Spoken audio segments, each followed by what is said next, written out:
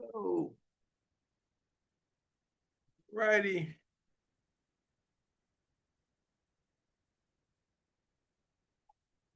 Let's go live, y'all.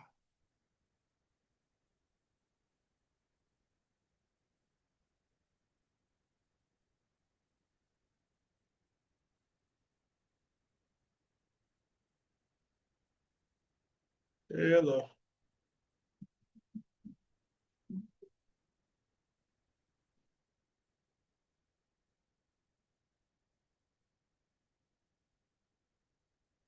What are we doing? What we doing? Oh,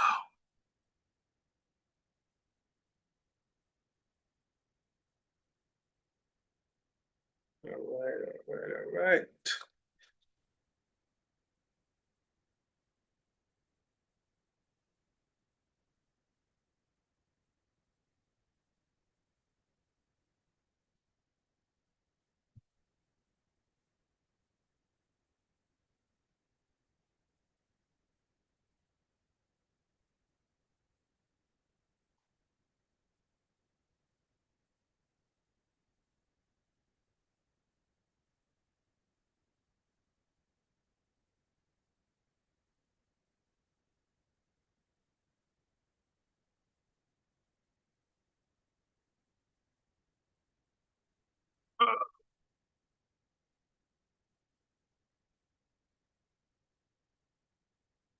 All right.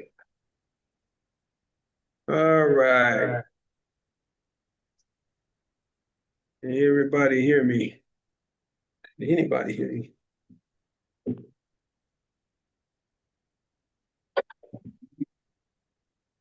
Testing 1 2 1 2. Testing 1 2 1 2. Everybody hear me? Can everybody hear me?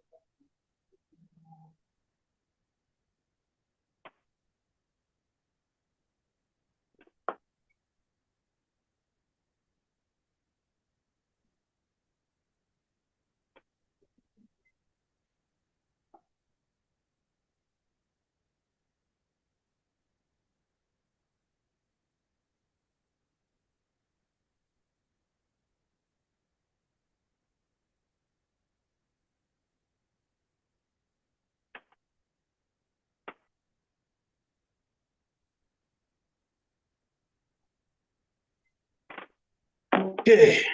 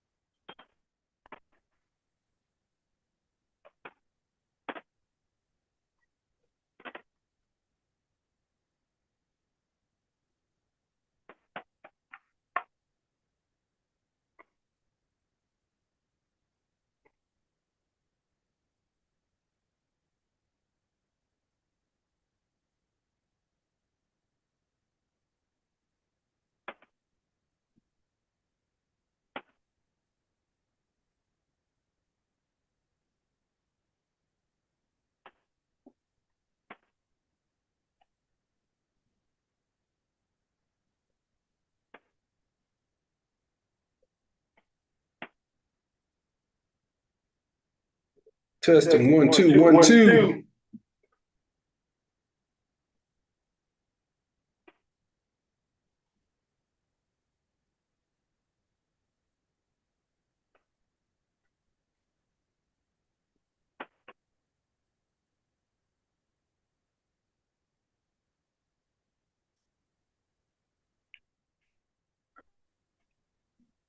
Testing 1 2 1 2.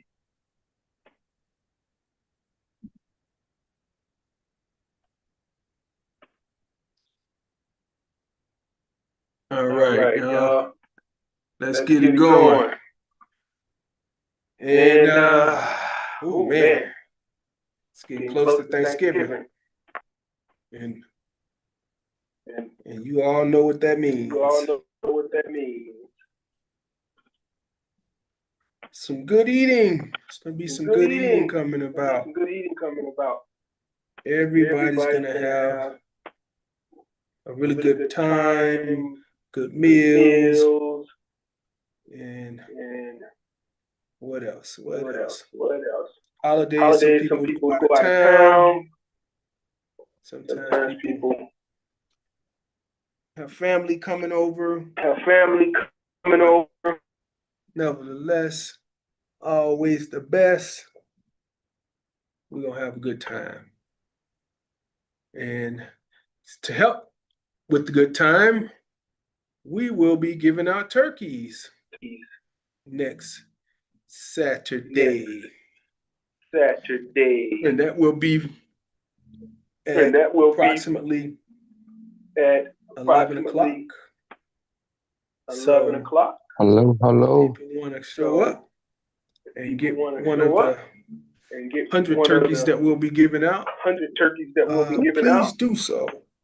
please do We'll so. Hey, have you got both of the limited speakers supplies, on. so supplies, so make sure make that you sure that come you out come and out get a and get a turkey turkey from from Northwest Austin Council along with Council TNT along with TNT LLC. LLC. Okay. Okay. Where's there I wanted to tell you about? I wanted to tell you about. Let me see. Who we got here? Who's on, y'all? Who we got here? Who's on, y'all? We have here today. What you say, Walter? You were repeating yourself. Walter, a dumb chick.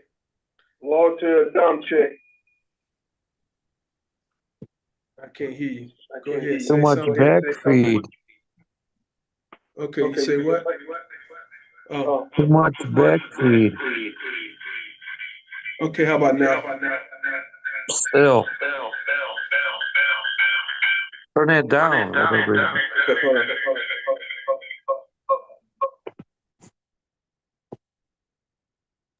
You got two speakers on, Steve. I got. There we go.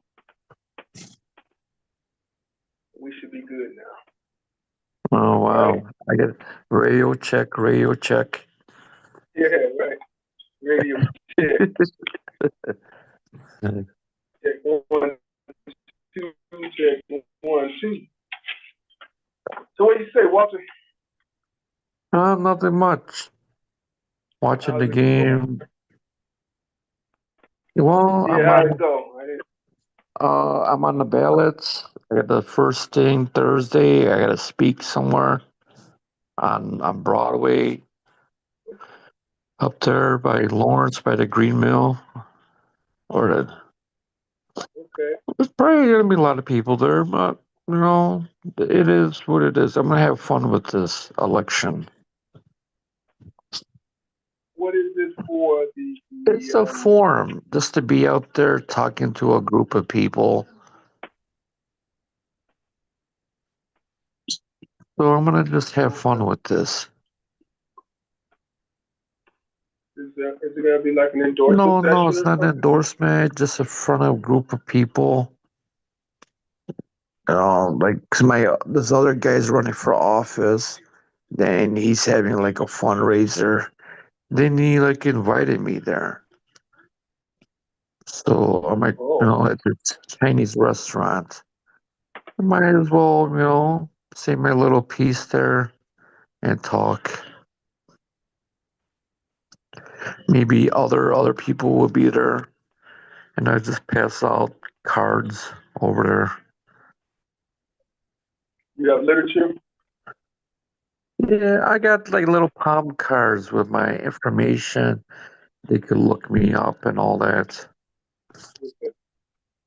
Well, and I send a lot of letters out for fundraising right now. I think that part is the hardest part. This whole political rim. That's the hardest part, right? Yeah, it's getting people for money. Well, that's one of the biggest parts. Yeah, because you always need money for your. I mean, comes with it with the territory. You always need money to run. Yeah, you gotta have money to get the message out. Yes, and then all these fly by night consulting companies will come out of nowhere asking for your money too. So you got to watch Right? out who the vultures are.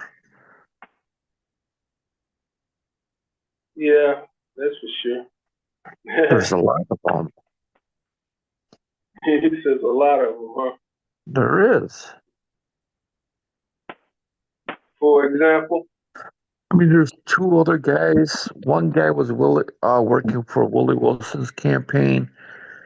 He's one of the vultures. He's just there for the money. And this other tiny. Hey, how's it going, Walter? How are you, Okay, sir? so I'm at Jake's birthday party. Oh yeah. So, So Jake, I said happy birthday. yeah, okay. So I'm gonna listen while I can, then I'm gonna get into the party. Okay. Yeah, so Steve, there's a couple vultures. Okay. Uh, another guy probably gonna approach me Thursday, and he wants me probably to hire him, but I'm not gonna hire him at all. No. No, because he never wins out of the primary. Ah, is the food good? Maybe you Is want the to tell food everybody good? to enlighten them on Huh? what you're doing. Tell them what you're doing. I'm running for Secretary of State. So, so I mean, these vultures are gonna come out Thursday. I might see that vulture, but he probably wants, me to uh, hire him. I'm not gonna hire him at all because everybody that he had, nobody wins the general election. Nobody. You know that, right? Oh, Steve, you the person speaking of? you know that, Steve? No, no. Expound on what you're saying.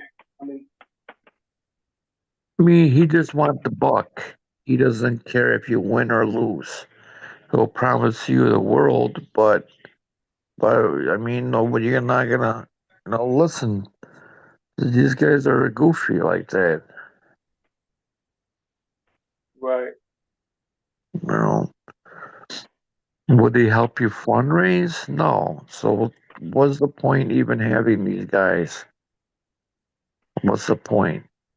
Or putting my name up there? I want to stand clear away from him. Clear away. You want to stay out of his area. Huh? Yeah, Um, because I want to have fun with yeah, it at the same time and do my own consulting myself. Because where were they before that?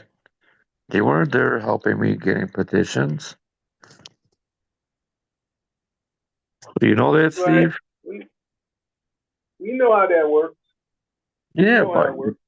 if they weren't there from the get go, I don't need them now. Nah. I don't. So let me ask you, you got a big plan for all of this? How are you gonna work this all out?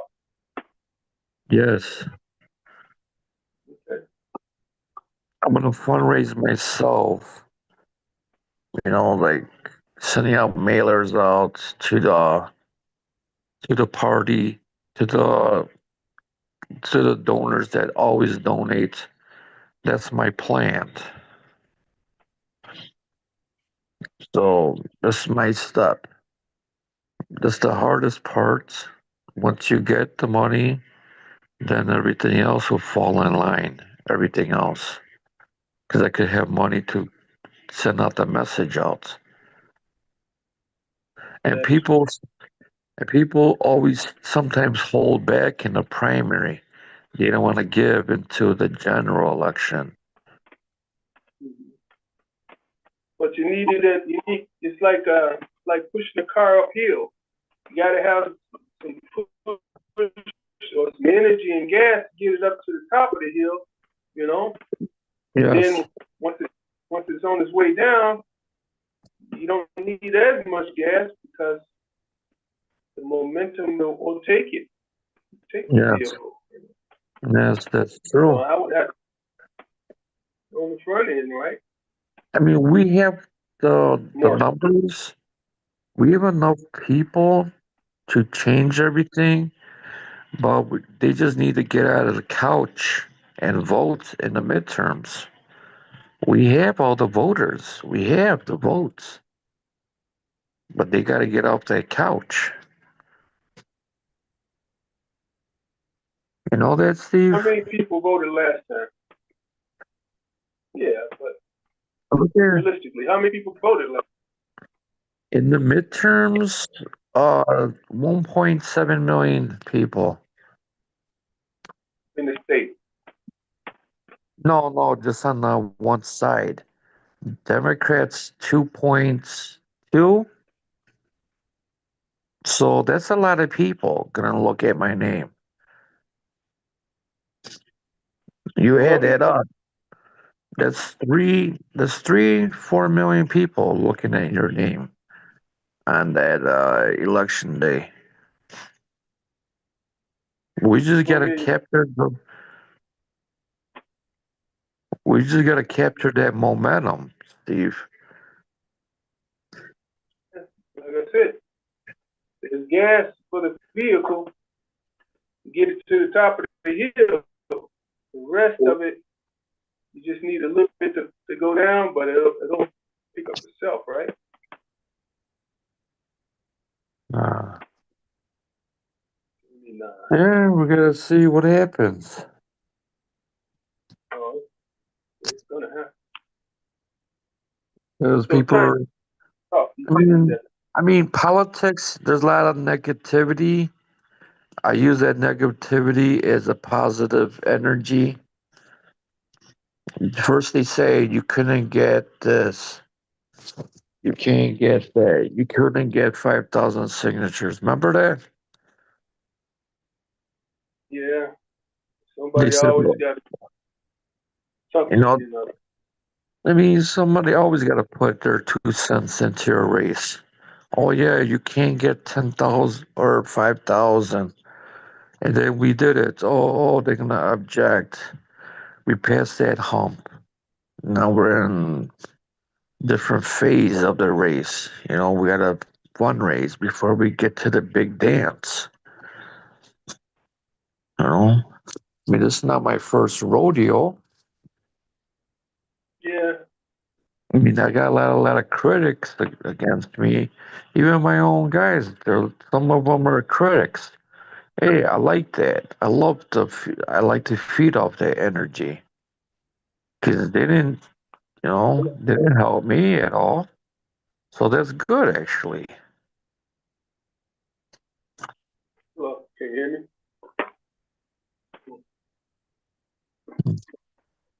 No, we're trying to get it. So, are you gonna come out tomorrow to that meeting tomorrow?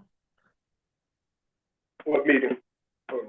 The GMCO meeting. I don't know. I have to see. At 6:30. Yeah. Yeah, I see. Hey, what we need to be talking about is all this real estate tax. Obviously, it's not hurting you, right? Mine actually went down. Wait, hold on. What'd you say, Walter? My taxes actually went down. Down. Yes. How you thinking? I looked at it from last year to this year, it went down. And you live in Chicago. It went down. He said his taxes went Yeah. Yeah. I don't know why. Your tax went up? Okay. And then Lawndale, I know someone taxes that went up $2,000. Shoot. Oh, wow. I know Lawndale? somebody said this went up 5,000. In Lawndale, the taxes went up $2,000. The guy lives in Albany and Roosevelt. Wow. Is that a up and coming area? Well, I don't. Things are coming west that way, but no, it ain't got that up and coming yet. It is went up $2,000. I live on Melvina off of North Avenue. My taxes went up $3,000 a year. Right. Oh, wow. And And then Lawndale, they had a meeting, a news conference, it was on Channel 7, and they were complaining about the taxes. We're paying all this money, but we're not getting anything. That's true. Right. My taxes for two flat is approximately almost will be almost like $7,000. Wow. That's only your first installment or two? Two flat. It's a two flat. My income, it went up $3,000, so it's like $1,500 every 6 months more. Yeah. But somebody in 60707, Yes. which is Narragansett, theirs went up 3,000. Wow, my taxes went down. what's your zip code? 60707, a person went up $3,000. What's yours, Walter? Mine is under two. That's in the that's the 2000 block of North Sayre. Went up $3,000.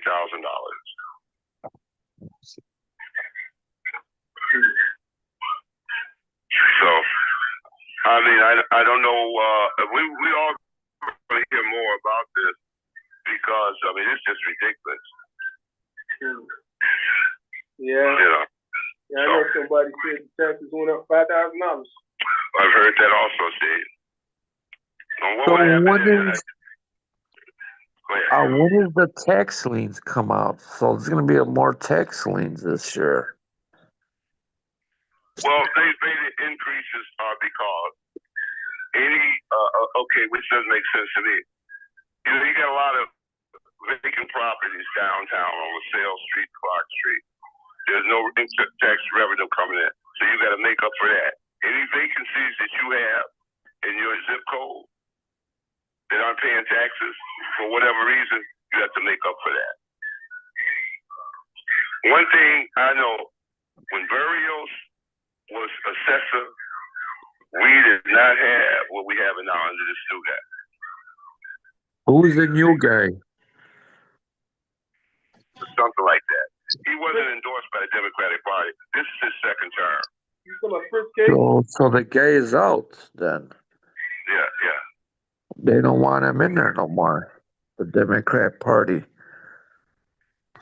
Talking about First Well, it's a known fact with some places on the North Shore, mansions, and it was getting dirt cheap. What they I don't know if they changed that, but they exposed it. Yes. Now everything is moved on the west side. Just see, what's a person supposed to do if they're on a fixed income and they get hit with something like that altogether? What are they supposed to do? Now they're saying they'll give you installments. Instead of 12 months, they'll let you pay it in 13 months. Oh, what? Don't you get a freeze? Don't you get a freeze or no? No. A freeze, you can only get a freeze if you make under $60,000 a year, your income. That's the only way you can get a freeze. If you're over 60,000, you can get a senior exempt and you get the regular exempt, but you can't get a freeze if you're over 60,000 in income. But you get a senior exempt? Oh, you can get a senior exempt. That's not a problem. And you can get the other exempt. Okay. But you cannot get a freeze is more than $60,000 a year. Oh, wow. And that's just, yeah. Right. So where did all the money went to? I don't know where the money went to, but this is just ridiculous. So I guess there'll be more discussions and everything on this. How about you, DeAndre? Have you seen your taxes? Where's Tiny or You know, where's I just got everybody my else at? I got my tax bill today. I got a check because again I bought the building just last year, so I wasn't totally sure of what it is. I gotta look at that bill though and see. Matter of fact, let me see. I got it close by. You talking about property tax, right? Yes. Absolutely. Yeah. So Uh, hey, that's maybe something that all of us could get together and try to figure out something to at least say something about this. Yeah, I don't but know. what the city is broke. City of Chicago is broke. oh, okay, yeah. You know what? It's I think they put all that money in that TIF funds. There's a lot of it's money in crazy. that TIF funds. Well, it says my 2023 tax was 2,900. And my 2024 tax was 5,600. Also wanted a property tax. Where would we be? I can't hear Is them. that part again? The mayor doesn't have a property tax increase in his budget. But what if What happened with the guy? Can you turn him up? special office the state done this thing? This is what I'm saying. But if he had property tax hike in his budget, which he doesn't. But what if he had on top of this what you got hit with already? Steve, can you turn him up? Jump in, DeAndre. Yeah, no, I was saying, okay, as I'm looking at it, it Here we says go. my taxes. Can you hear me? Yes, I can hear you. Okay. Oh, there's a lot to think about. I mean, because it's getting. I mean, if they're gonna hit you with watch like this, man. There's a whole lot to think about. I mean, because there's a lot of seniors, which I'm on. There's a lot of them. They can't, I can barely understand that. Who was that older gentleman's name? You said this because the people didn't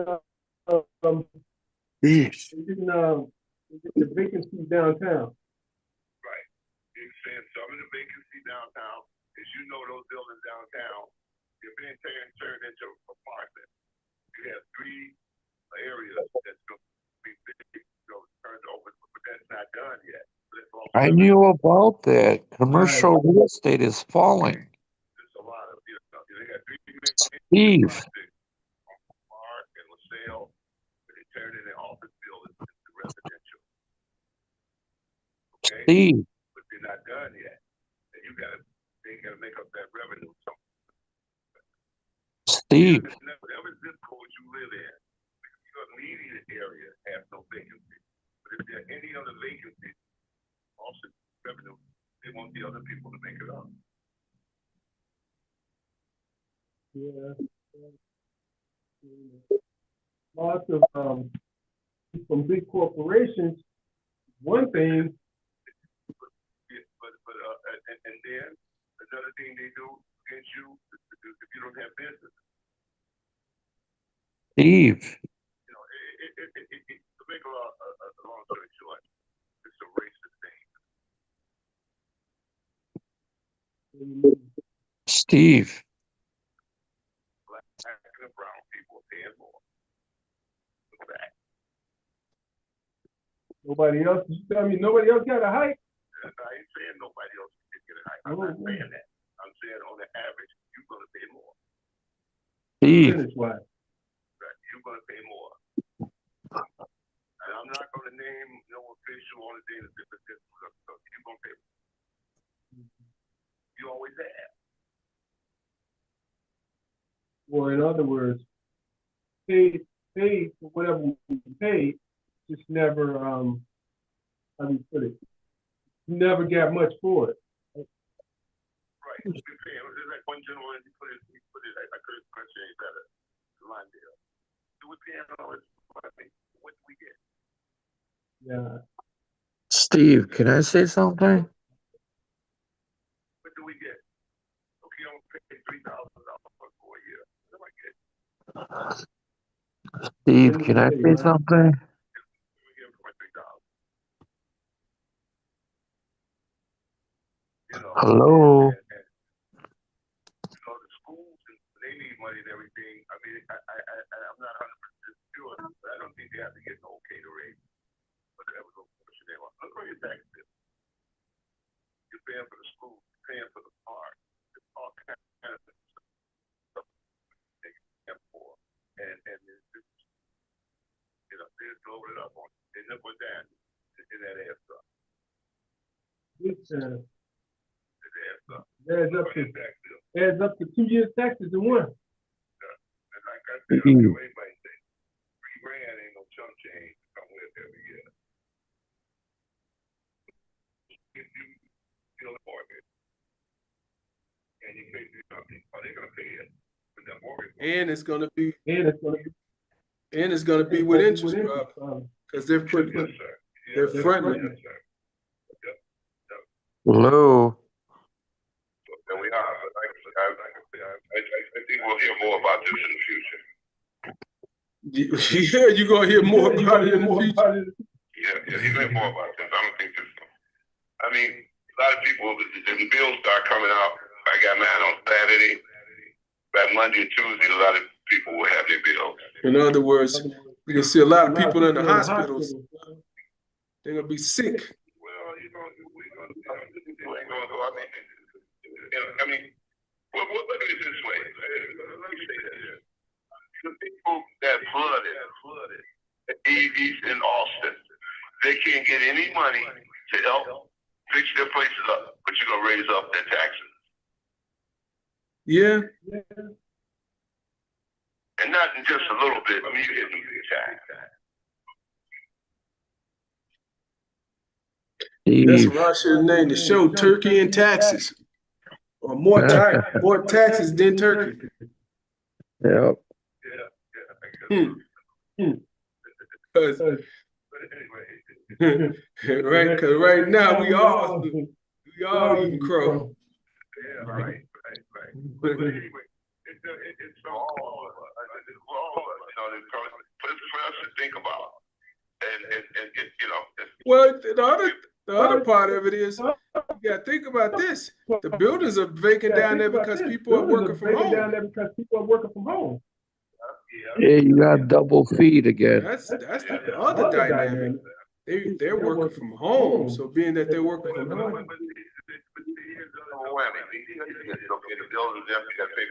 Well, what about the new building you built Wednesday for where the people move to? They move west for Halstead and all of Yeah, therefore. that's true. But that is kind of odd because if you're not if you're working from home, the corporations are saving money. They don't pay for that big overhead. Obviously, they ain't paying the taxes like that because they don't need the building to have people in. But on the other hand, they're saving money. So they need to be taxed on the head for the head taxes. Since they're not paying any taxes for the properties anymore. You know, I mean, they're making out like a bandit because they're saving a lot of money by not having to take care of building. And here you go, taxes, as you just said, that's a big part of their overhead. So what, I mean, somebody explain to me, how come? Well,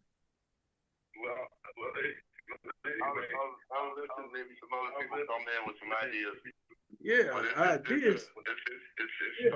The idea is, give me some money to pay my taxes. Because that's what it's gonna look like. You know, you got a big, what they say, borrow from Peter, how's it go? To pay Paul? Yeah. Yeah. On taxes. You looking? I ain't got no exact figures, but you looking anywhere $200 to $300 more a month on the mortgage. And that's crazy. That is crazy. Steve. Because and then that comes out on the flip side, you know. People don't know it until they get the mortgage. They're like, what happened? They just that's all they're gonna do is say, oh, we had to put some more money in escrow. So guess what? You got to ante up. Steve. Interest rates haven't went down, so you can't win on that. This is and house market is very, very slow because one thing you just said is interest rates. You know, it's just 6.25, and the average home is $400,000. That's a pretty, that ain't no cheap mortgage payment. Everything is just topsy-turvy, man. I mean, it's what makes sense? Please, somebody tell me. What really makes sense? Because none of this is making sense. Food is high. We got empty properties. Rent is up high. Gas is high. Utilities are high. Somebody in the White House must be getting high. Because I'm really not understanding this ridiculousness that we're going through. We are, and we shouldn't have to be.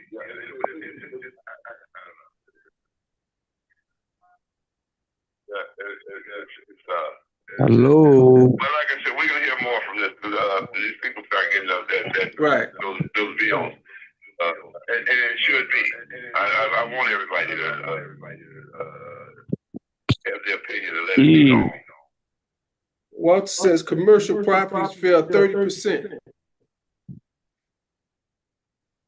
What does that mean? What does that mean? Hello. Or selling? That's what you mean, Walter? And hello. Walter, go ahead. Can you hear me? Oh, wait. You got too much feedback. There you go. Walter. Okay. Can you hear me? Yeah, I hear you. Too much feedback. Too much feedback. Hold on. Is it okay now? No. Hold on, I know what it is. 1 second. Now we're better. Okay, there we go. So, what do you mean by it went back? It went 40 to 30%. Okay, I know a real estate guy, commercial real estate. He's telling me the commercial real estate fell 30%. Nobody is looking into those buildings no more. So they want the property to go down because somebody's going to pick those up. Corporations own those big buildings. Yeah, but just because well, there you go. They're going to pay the taxes then, which means they shouldn't have raised the taxes until they got the money from the corporation that's going to buy those buildings, right? Yeah, but they're giving that. They're giving that tax. Like each area, there's an economic engine. Like Rush Street is the biggest by Michigan Avenue. That's a big economic hub. You got all over Chicago, there's economic hubs. So if they don't have money from downtown, they gotta kick the can down to us. Kick the can? You mean? Yeah, hello? Yeah, I hear you. Go ahead. Yeah, you know what? I was gonna say, as I'm looking at my taxes, what I see is that the majority of the raise from my property taxes is going into the Madison Austin TIF. Yes. All So the TIF money, there's a lot of money in TIF. yeah, so $1,300 in taxes goes directly to TIF. Yeah, that's the biggest scam ever. That's the So biggest scam. like that means shit. I helped to build the Aspire Center. Shit, I helped build the Aspire Center and what else they got coming up there in the in the Madison corridor. So yeah, I need to Oh yeah, down at Chicago Avenue, they build everything. I And need then in. everything I you're need to tap into the TIF then. Look, as long as they paying my taxes with TIF, I need to figure out how I can come up. Dude, Hey Steve, So you need to pay into the TIF, Bentley? I said I am paying into the TIF. I said that's where my property taxes have gone up most significantly. $1,300 of new taxes went to the TIF,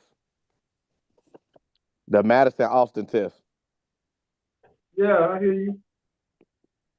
hey Steve, you see utilities went up. Go ahead. You know why they went up?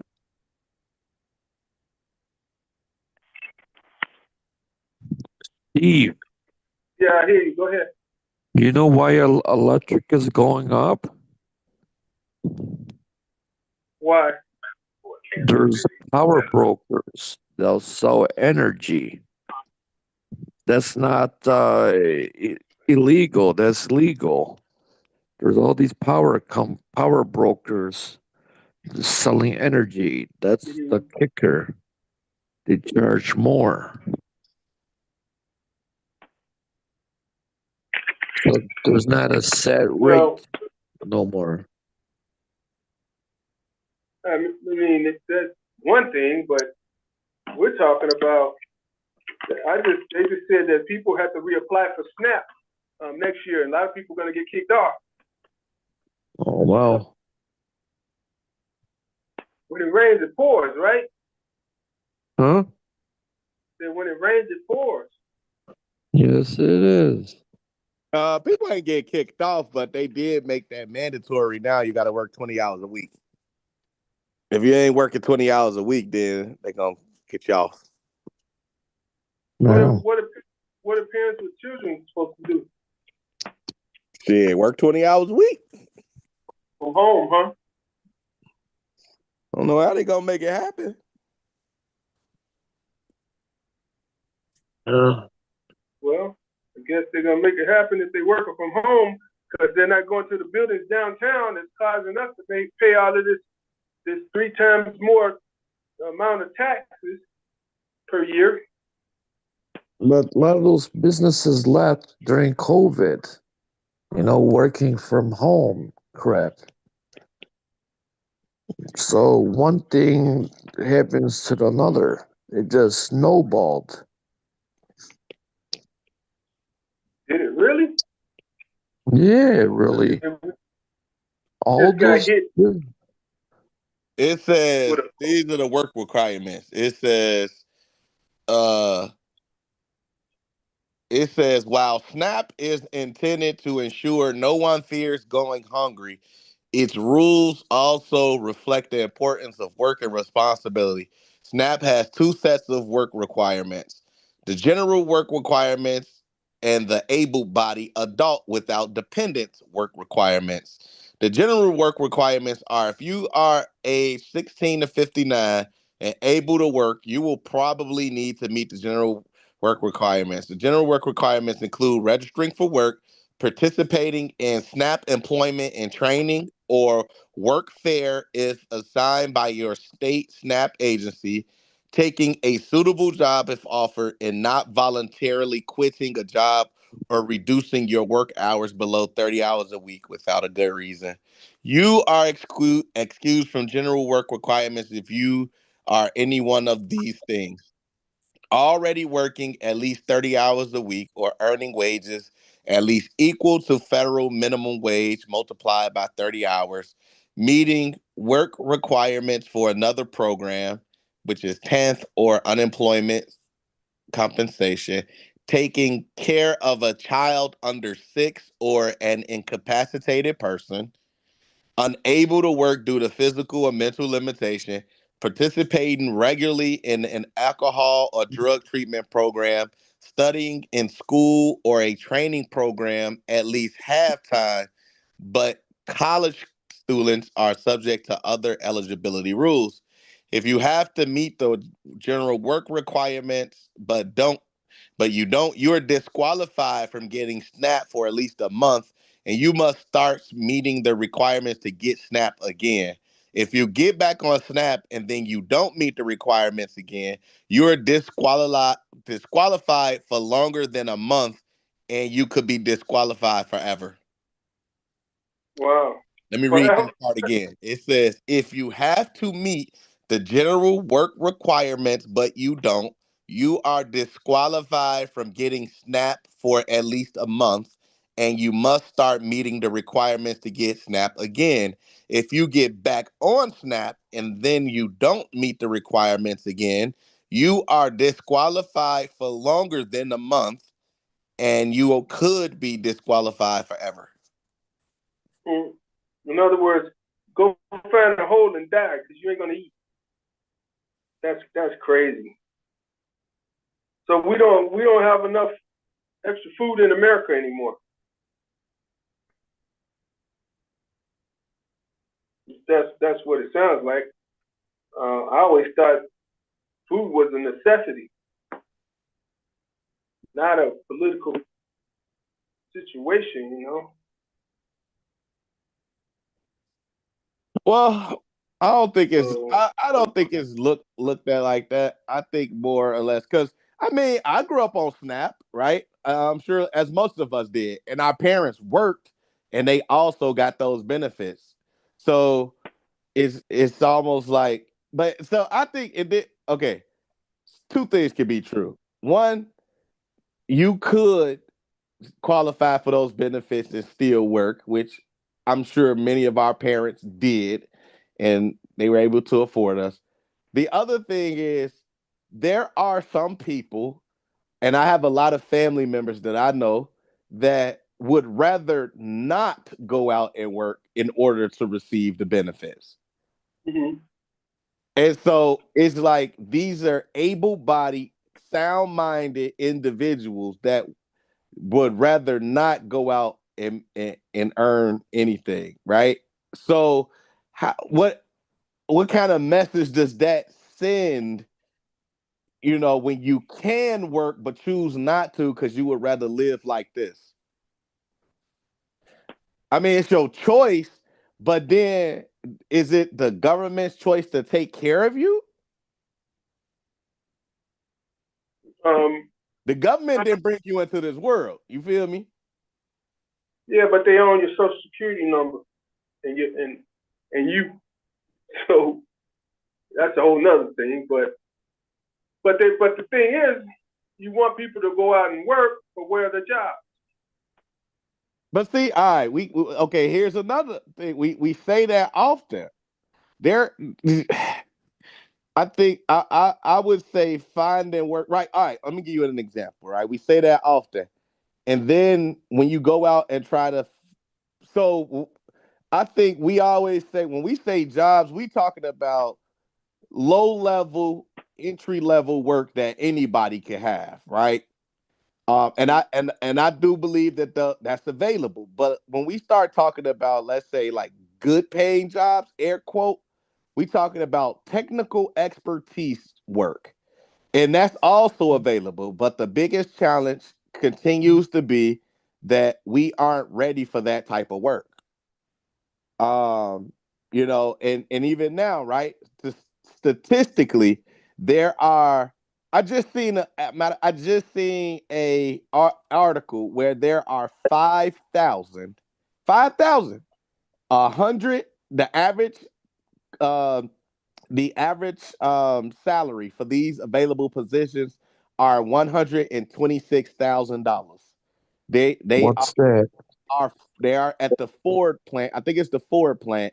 These are all technical skill labored jobs. There are 5,000 of them right now. And if you read all of the jobs and economics reports and talk to anybody that understands the direction of the workforce, everything is in the trades right now. And there is not enough people in them. So we keep talking jobs, yet don't nobody want to learn the stuff. So again, whose responsibility is it?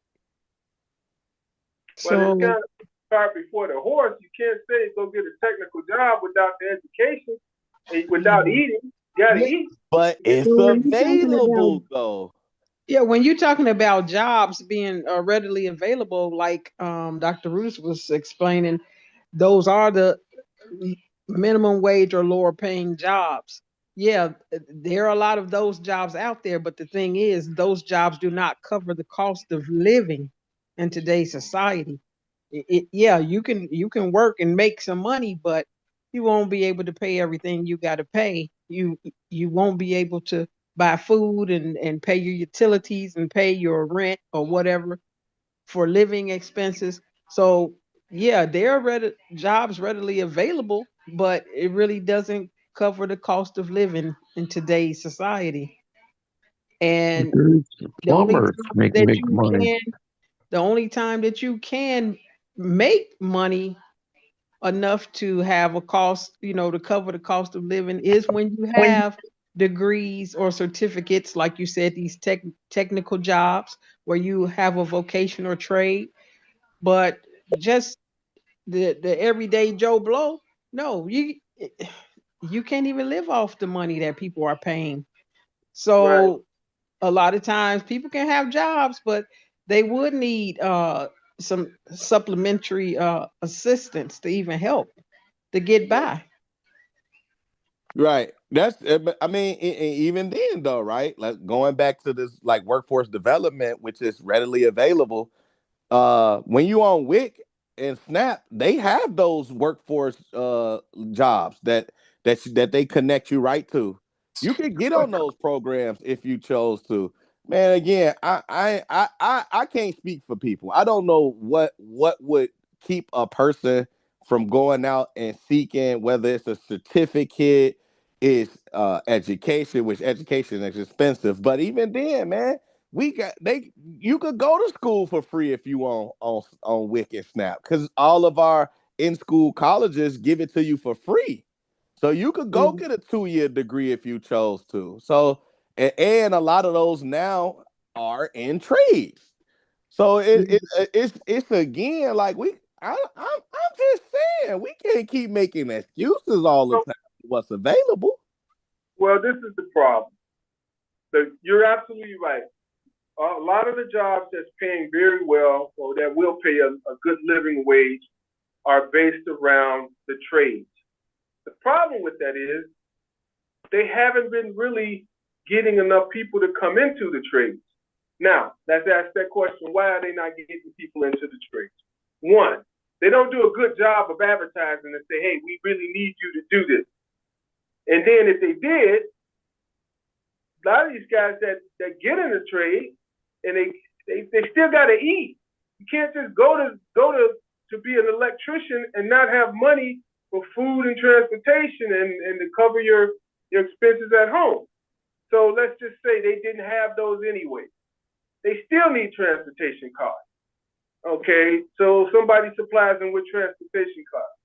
They still need to pay for things in the trades. Those trades, being an electrician ain't free, man. You can't go to trade school to be an electrician for free. You might get a couple little grants here and there. You might get a couple little hookups, but that ain't never been free from what I understood or understand. Man, Steve, I just saw yesterday. So as I told y'all, right, and I'm actually about to start that process. If it ain't next week, it'll be the week after. I'm about to clean my basement up. I'm turning my basement into a practical use space for trades, HVAC, plumbing, and electric. So you're gonna have it right here on Madison and Leclerc, right? Like I told y'all, I've been doing my surveys. I'm doing 200 paper surveys, 300 online surveys to survey the community and actually see if this is something that they want to do. Now, a lot of them have already been saying yeah, so I'm excited about that, right? Mhm. And so, and I bring that up because I was telling another one of the guys who works for Build that be in the area about that, and he was like, "Oh man, they already doing that." Well, Mhm. show me. So he So I pulled want up to on his ask you phone. a question about that. Yeah, Your program, yeah. you will be able to set it up where it's an accredited program, so they can take the licensing exam, excuse me, licensing exams for certifications. You know what? So okay, this is what this is how I'm finna play it, and we all that I'm gonna work out on the back end. I ain't even thought about the certification piece. I'm gonna be honest with you, right? The licensing, but this is what I do know. Home Depot is offering free certifications online, all in various trades, right? So you can get online and you can earn your certification to do it. I'm Oh, bringing really? in master.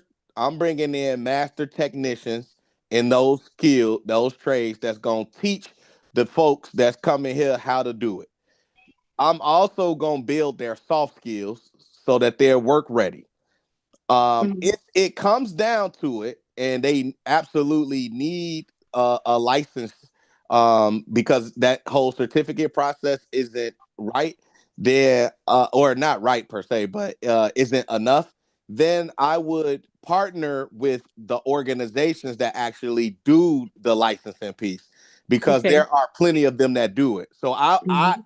my focus, all I'm focused on is in creating a program that allows people to come right here, get on my computer so that they can earn the certificate with the Path to Pro, which Home Depot gives for free. Mhm. Then they get the technical skill set building by the master technicians that I'm bringing in, and then they're gonna come upstairs and I'm gonna work with them on their soft skill development so they work ready. Okay. Everything else, I ain't thought about yet, but that's my idea. That's my plan. That's what I'm putting down right now in my space. Well, But I mean, Yeah. Legends Sunday Night Football preview of the Detroit Lions visiting the Philadelphia Eagles. Yeah. sure yeah, that you could do is always get people ready for the trades.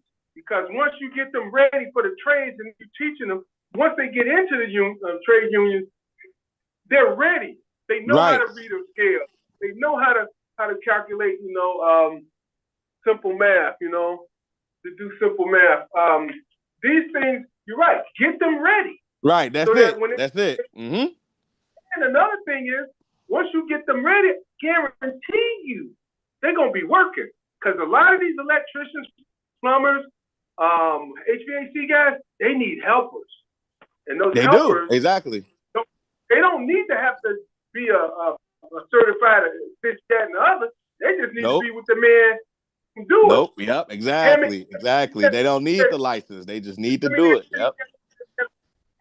when he says, hand me that material, I need that 16 gauge material, right? He knows what 16 gauge material is. Right. I need you to hold it. Go and give me a clamp. He goes to get the clamp, Right. Or Right. give me Right. that breaker, double pole. He knows. So And then that's saving that. So apprenticeships. right, right. Basically, it Okay. becomes apprenticeships in that way. Mhm. Uh, Okay. but but as you get the program going, like I say, I have it already set up where that's how I'm bringing it. But if we need to expand more in any type of way, I do have the connections to the different programs to expand it out. But I just want to get people in the door and ready, because I know, like I said, those 5,000 jobs are available out there that can get you 126 on average. Then in the next 5 to 10 years, the next class of millionaires are coming from the trades because of retirements, because of infrastructure development, and because AI is going to take all of the lower wage paying jobs that we talking about now. So if we think it's a struggle now for people to get lower wage paying jobs, just wait till the continued advancement of AI. it's over with. So people, like, my thing is, I see where we going, and I just want to help our people be in a space to where they are ready to face what's coming. And if they not ready, then this right here will show you, because ain't no better place to put something like this than on Madison. Shit, I got 2 buses, I got 2 trains. Like, oh man, we can't keep on complaining about like getting to and fro for people, you know. I know all the organizations in the area that can help you with all the transportation and child care and everything else you need. I got Build down the street, so if your kid need to go somewhere, take them on the Build. We got the Aspire Center down the street and Circle Rock. If y'all need to get transportation dollars, go to them. Like, come on, man. Ain't no excuses right here. Where is that? But I was saying that too because the guy that brought it up, he showed me, man, they are paying people to be in these trades right now. They're paying people to take these classes. There's paid training.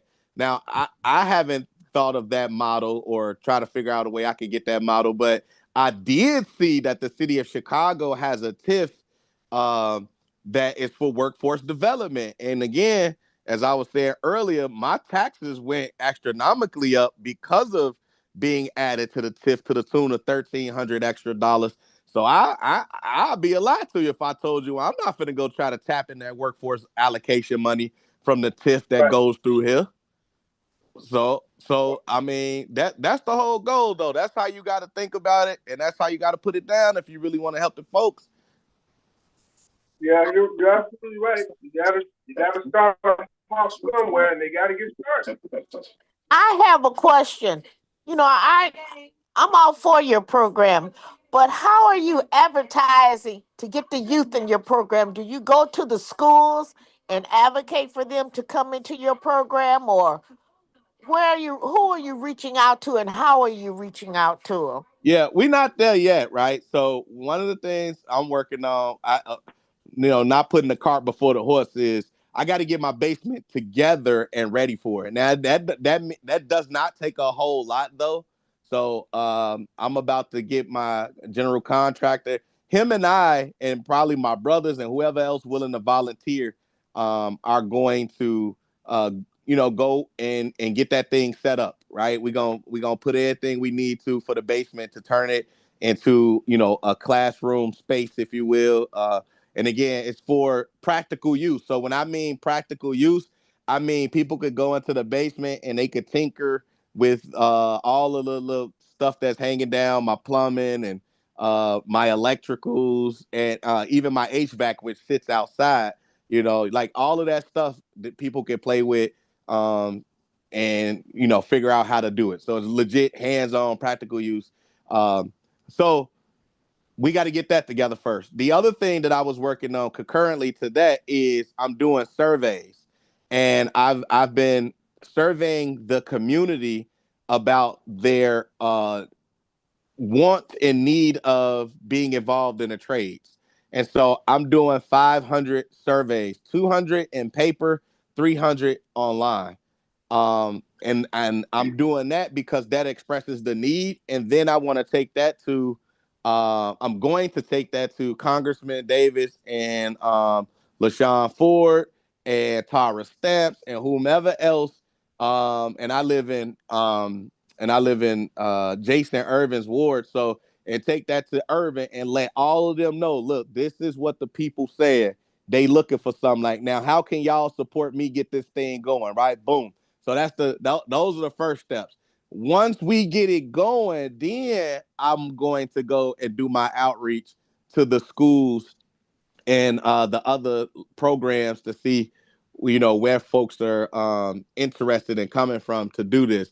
But also with the surveys, I am capturing names and numbers of the people that say yeah. And once it's up and going, I'm gonna start reaching out to them right away.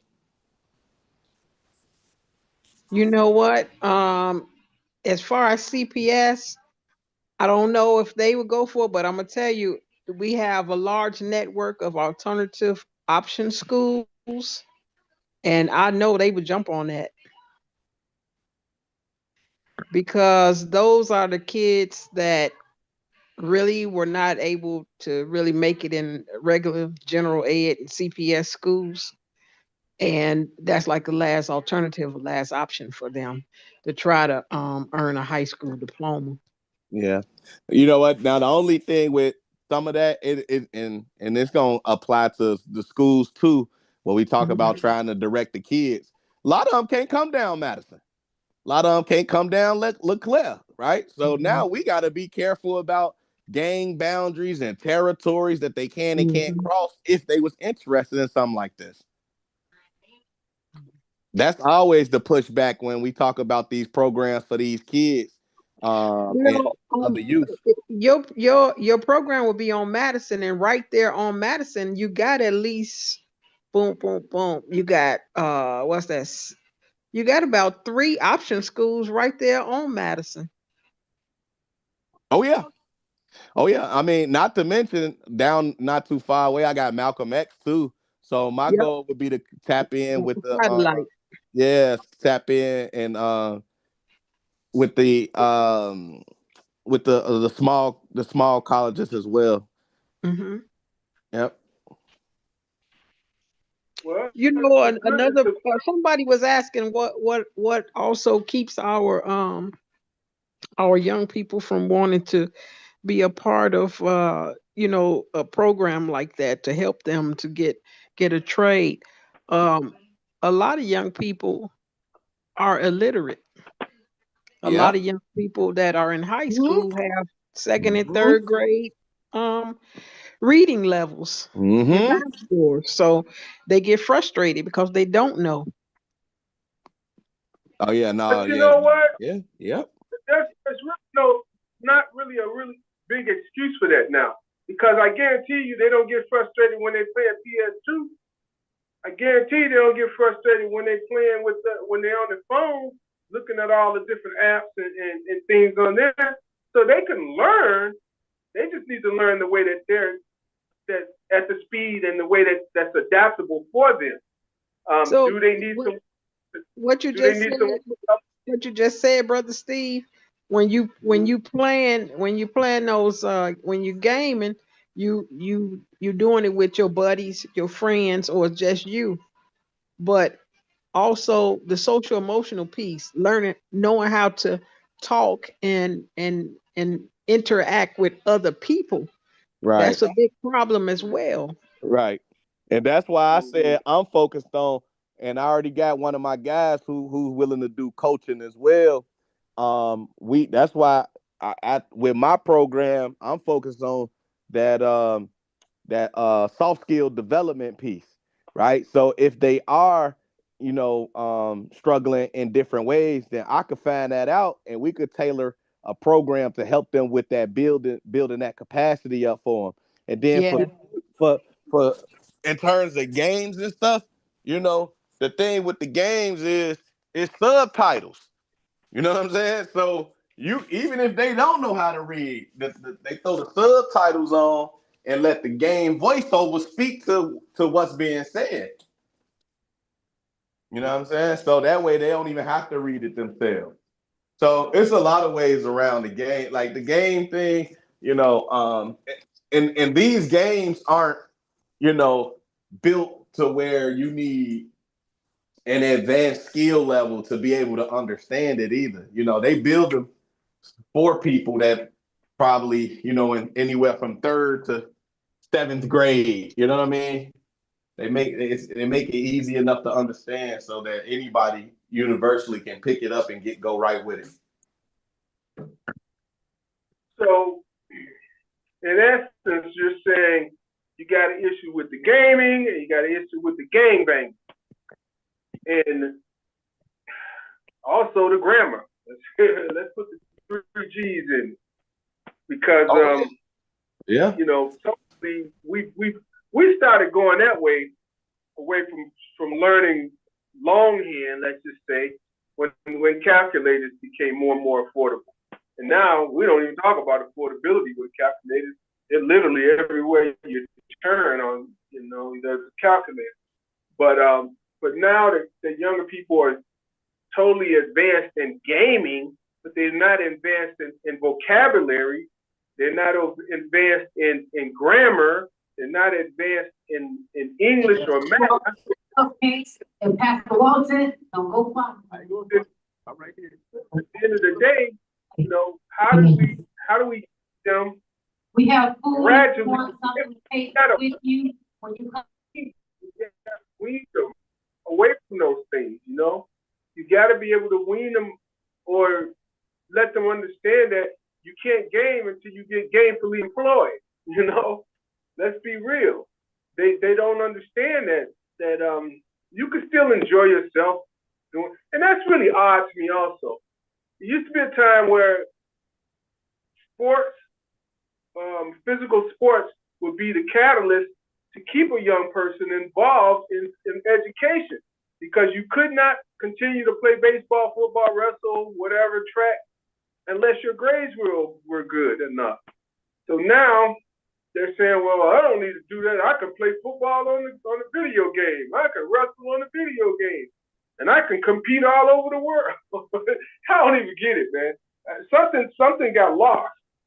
So now we need all these people to come out in the trades, and we've been talking about this for 40, 50 years about how the trades, literally it's been almost 50 years, you know, that the trades have just been dwindling away or disappeared from the schools. Everybody knew we were going to come and use it. Everybody knew we was going to have electricity because we've been using it every day. Everybody knew that HVAC was going to gain more and more momentum because, you know, we didn't really use it every day, but, you know, more people started getting air conditioning systems and forced air systems. So why did we not increase in developing people to be able to fill those slots for those jobs for the new millennium when it turned over? I knew about it. Yeah, I ain't gonna lie. Manufacturing. I think what we face is a result of visionless leadership. Because I mean, we fight over a lot of things, man, but we don't fight for the future for real. You know, and when I say that, I mean, you know, how are we preparing the next generation seriously? You know, and look at all the deficits we leaving with them. You know, people constantly making decisions that are going to affect, you know, lesser or generations in the future. So, and not really caring because it, you know, it makes their life better right now. So that's why I said, when I say we just have such a visionless leadership, man, that don't really care for what's going to happen in the future, because it's all about today.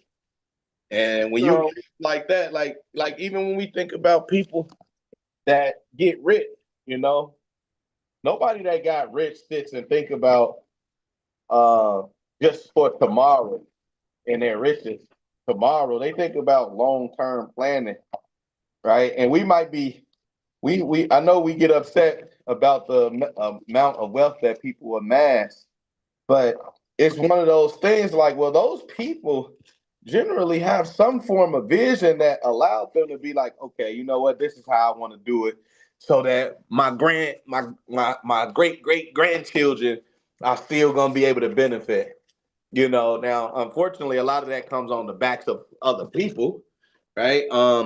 But we can't attribute that to everybody.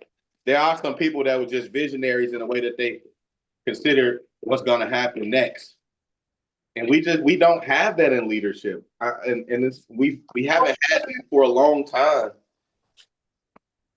It's become the factor. Greed involved in anything, and that's why, you know, when you say to yourself, how many billions does it take to live how many lifetimes? I don't even think they're thinking about their great grandkids. They're just thinking about what they can obtain in their lifetime, just to say they have it. Who ends up with it, they worry about that later. You know, I don't think that's how they look at it. I think it's basically greed. Again, they've known these statistics for decades. I mean, over 4 or 5 decades that this is going to happen. Here we are, and we're at a conundrum, as they say. People don't know which way to turn. And I'm glad you're doing that, DeAndre, because at least what it will do is give these guys the opportunity to see what it's like to get into these trades. You know, before they, it's good to be able to transfer whatever time you're putting in towards your certificate, or not your certificate, but your journeyman's or your apprenticeship program, so that you can become a licensed union person. But sometimes they're just too afraid to go out there. Like, man, if I got to put this money in, somebody's going to give me to go. I feel this pressure, and then they give up. At least, like you said, you're giving them an opportunity to see what it's really about, try it out, and then move forward. Move forward gradually at a pace where you can, make it. Right. And I say make it. Because the other side of the coin is they don't know what an electrician does. They've never seen an electrician. I mean, especially probably not a black one. They've never seen a black HVAC guy at their home or facility or whatever. They don't know. Usually when you see something, you want to be something, but they don't see it. And I think you're right. You gotta give them something to try and fail at. Let them try and fail at it. And the pressure won't be so much, won't be that hard on them, because I'm telling you, if you go to the local electrical union, they ain't playing around, dude. You come in there, you can't come in there talking about, I don't know what an ohm is. I don't know what. I know this man who he's a licensed electrician. He's had his business for over 45 years, and he was saying he tried to get his son and his nephews to come in with him so he could teach them. He said these young people don't even want to learn it. They don't even want to do it. They want to do other stuff. Yeah, no, that's true too. But see, again, here go the thing, right? This is why I've always told people that was so difficult about going to school. You can't unless you can show them a life worth living, they're not gonna want to do it. Right? Like what attracts especially people of color is things, right? Like we like glitz and glamour. We love items. And love it or hate it, that's just what it is. So you have to be able to show that if I'm gonna go to school for 10, 20 years, 15 years to become a doctor, that the lifestyle that I'm gonna be able to live looks like what I see on TV. It has to have that same type of look and feel where I could go and be around beautiful women or wear expensive clothes and chains, right? Like, but it's not real life though. Yeah, but it's not. But people want to experience that though. I mean, as like I said, right? It's you can't portray that as a person who's gone to school, especially when you owe a whole lot, right? So unless you make it to a space, because what we're shown is that I think there's this misconception that any and everybody can become a millionaire and do whatever it is that they will in life, and that's not true, obviously. But when you are given that fantasy, that's what you think is true, and you're gonna try to go out because there's no other reason why somebody. Because all right, matter of fact, think of it this way. Why do all black men grow up wanting to play basketball or rap?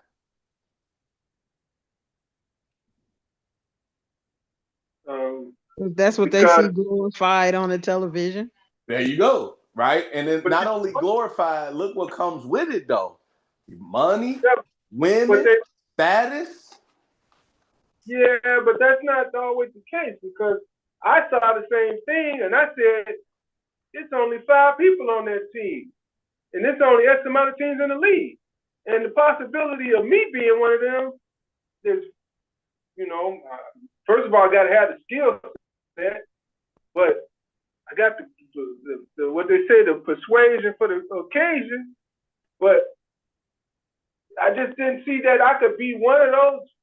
I don't know what it would have been, 200 players in a basketball league in the 70s.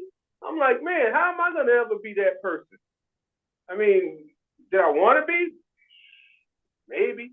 I always thought different. I'm like, people need food, shelter, clothing. Maybe I'll open a laundromat. I thought about that when I was a kid. I'm like, maybe I'll have a restaurant. People got to eat, people got to have places to live. Well, that's why I picked. So, you live in a fantasy when you don't even do the math, the simple math. They just see 1 or 2 great people and they go, that's me. Okay, it could be you if you really put your heart into it. But then the other side, I even thought about this. If I put my heart into being a good basketball player, then guess what? I still want to have a fallback. Maybe I'll be a basketball player and a doctor, just in case, which doesn't really make sense. But, I just didn't see it as being that sound. Because I didn't see those people around me. I didn't see basketball players I didn't see guys in the NBA around me, I seldom saw guys that were in college, that were good players, great players. Yeah. So they were, like I said, you only see what you see what you can be if it's right near you, And I saw people but that, and like you said, that's not near you per se, but it is sensationalized towards you though. That's what you grow up wanting to emulate. You want the especially when you grow up poor and you see you can get riches from that, man, please. You definitely want to go out and try to become a rapper or a ball player or something. You know what I'm saying? So that you could, because you coming from a place of poverty, and you see that this look like, okay, this look like one of them ways I can have. School never looked like that, and it was never portrayed to us like that. You know what I mean? I will say this, and then think about our programming. When I grew up, everything was HBCU based, all the school, right? So A Different World and The Cosby Show and Family Matters, like these folks, Martin, like Living Single, all of them were Black people they were either doctors, lawyers, they were in the trades. They did something that we technically could have seen ourselves in. And then they took all of that imagery away. Just like the rap. Look what they did. They switched it all up. Even although rap was hardcore coming from the East Coast where it started, it just wasn't gangster. It wasn't gangster rap. It wasn't, this bitch, that bitch, and all that kind of talk. Right. It wasn't like that. When they talked about what they had, I got this, I got that, but you didn't really hear that kind of stuff till it went to the West Coast. And West Coast, I guess they thought they had to one up everybody. Then they went to pimping, and this, and that one, and all this, and gangster that, and then it was like, oh, now we got to compete. So then it started peaking on the East Coast, and then actually it didn't go East Coast. It went South. It went to the dirty South with 2 laps. Yeah, but Steve, what's better music, jazz, blues, or rap? Well, it depends on what you mean, because at one point, jazz was considered the devil's music. Blues too. So it all becomes subjective, So rap is devil music too? In so many ways. It's crazy. They're talking about killing and stuff. Yeah, but I mean, the industry wanted that. I mean, I look at what Tipper Gore, Al Gore, which was the vice president under Clinton, what his wife did by coming up with these labeling restrictions, parental guidance on the CDs and tapes and music. But then when they did that, they didn't stop the stuff from getting crazy. It just got crazier and crazier. So it's like, why did you even come up with this parental guidance on this stuff? That just made people want to buy it more. Oh, it's got PG on it. Let's get it. We'll get They it. came up with the labeling because their children started listening. There you go. But it didn't do nothing but ramp up the whole craziness with it. I mean, there was a point where rap music was becoming very positive. It was very Afrocentric, so to say. It was just a lot of great music coming out in the mid to late '80s. That was rap. In the early '90s, but then it just changed around '91, '92. Just went hardcore crazy. It sold, and guess who was buying it the most? White kids. So, it created this market, but it wasn't realistic. Then they started seeing that all these rappers that were talking all this gangster, this gangster, that, they were living up in Encino, Beverly Hills, Thousand Oaks, the great areas. They weren't living in those areas that they were singing all that crap about. And, we get fooled. That's my big. If you don't do nothing else, DeAndre, at least do something to say, let me stop you from being fooled. Create classes on how to stop people from being fooled. And that's the biggest misconception. We grow up thinking things that make us fools. And part of it is because we don't listen to our parents. We don't listen to the right people. We just tend to, they don't know. I don't want to hear that. I'm not going to go.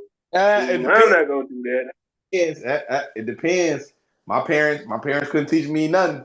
Love them to death. Couldn't teach me a goddamn thing. Ain't taught me a damn thing. I got to be honest. If I wasn't adopted, I wouldn't be where I'm at right now. And I love my parents to death. But again, my mom had a very street background. Now I know how to move out here with these vultures. I learned that from my mama. You feel me? Like I said, I used to come in with my hat banged hard to the left, and my mom be like, what you doing? We eat little niggas like you. Oh, whoa, what you talking about, mama?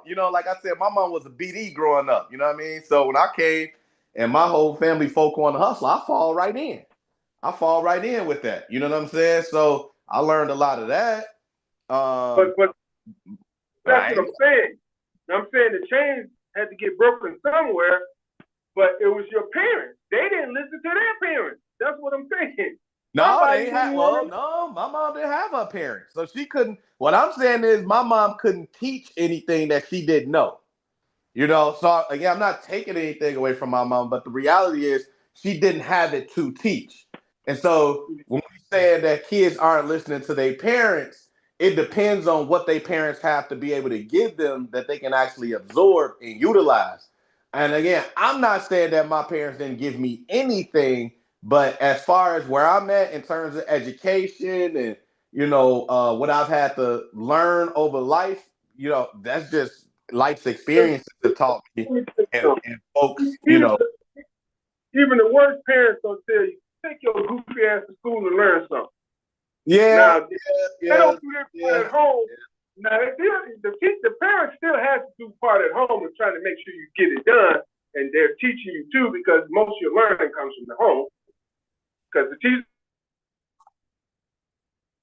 all these things, but the parents kind of, okay, go over this homework with them a little. But that's more than likely not going to happen. But that's not. But see, look, But that's where the problem come in at though, because again, I'm the type of person that I don't believe you go to school to learn, air quotes. I believe you go to school for reinforcement. Your parents and at home is supposed to teach you. right? You should have basic skills developed from home before you go to school. There are a lot of parents that go be like, "Well, I can't help you with this shit. You supposed to learn this at school." You know what I'm saying?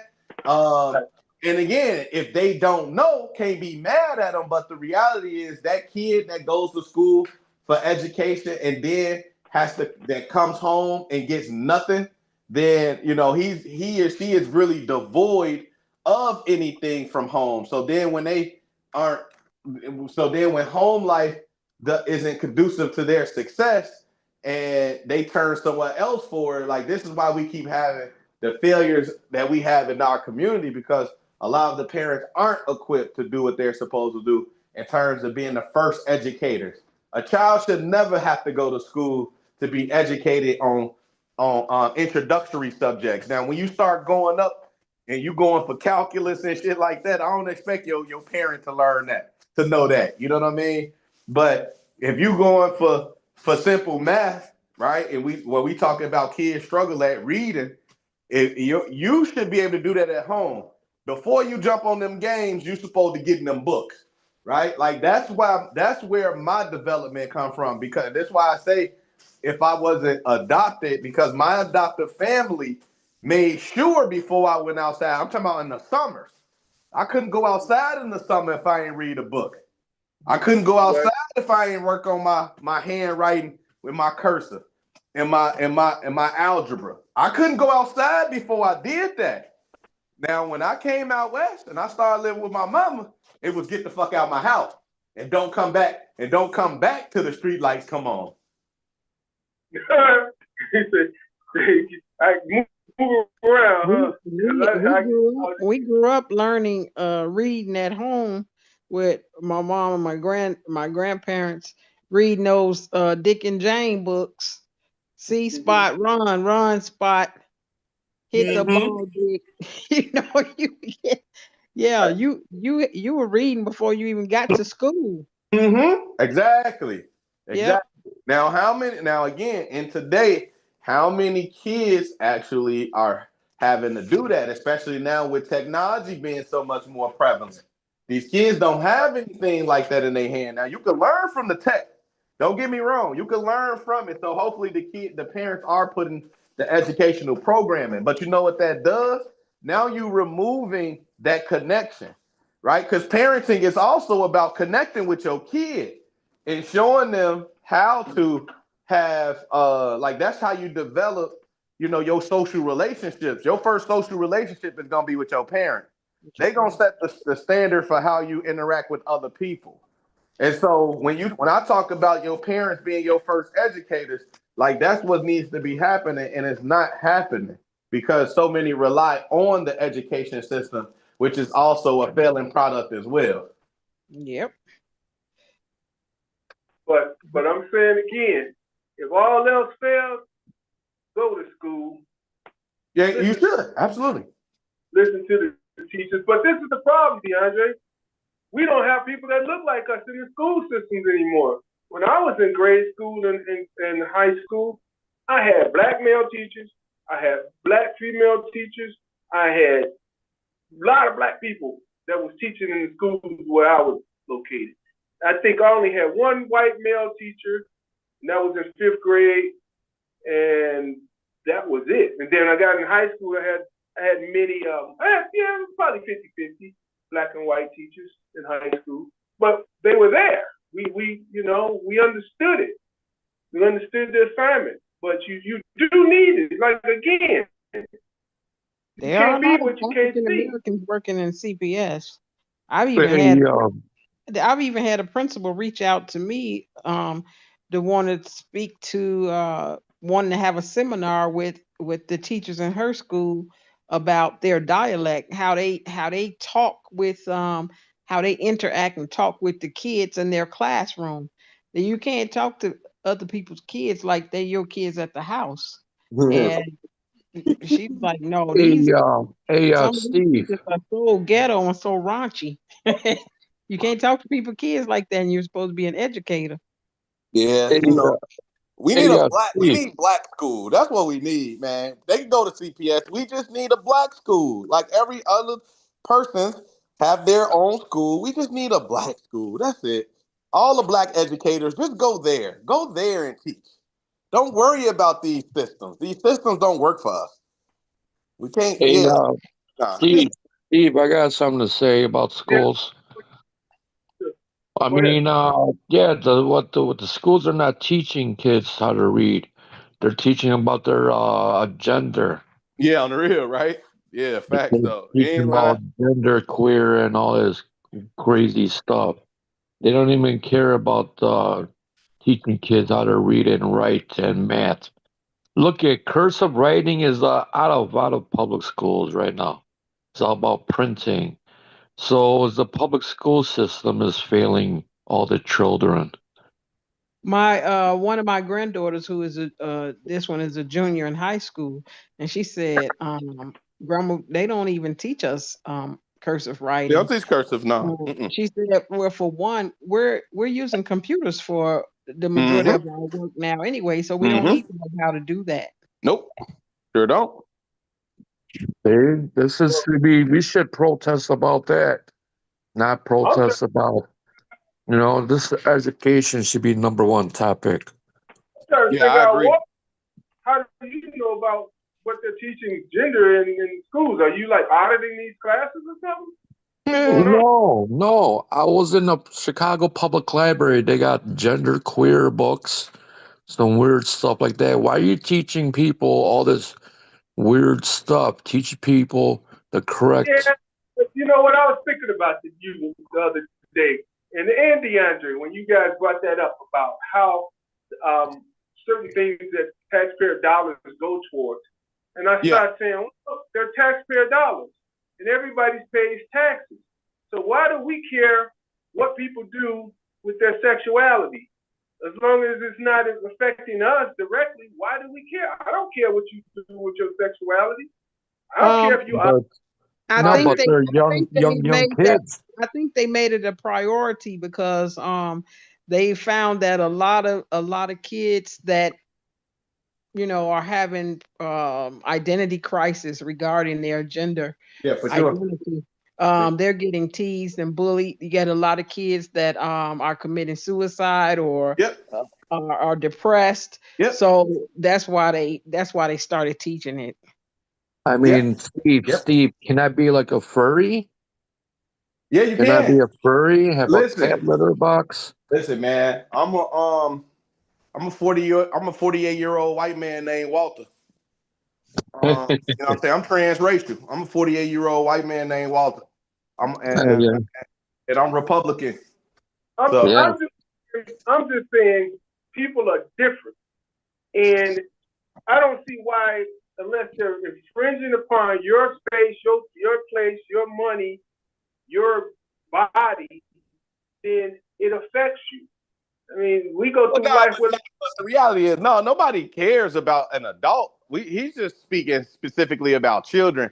I think once you started moving towards, and Camilla has it right? Like kids are increasingly more confused about their own sexuality and everything, which is par for the course technically. When you are a preteen, and things growing and hormones are developing, like you're going to feel strange. You're gonna be questioning, right? And so, what But people let's go back to what you said earlier. Who should you be questioning? Your parents. You should be talking to them. They should be talking to you. They know it's going to happen.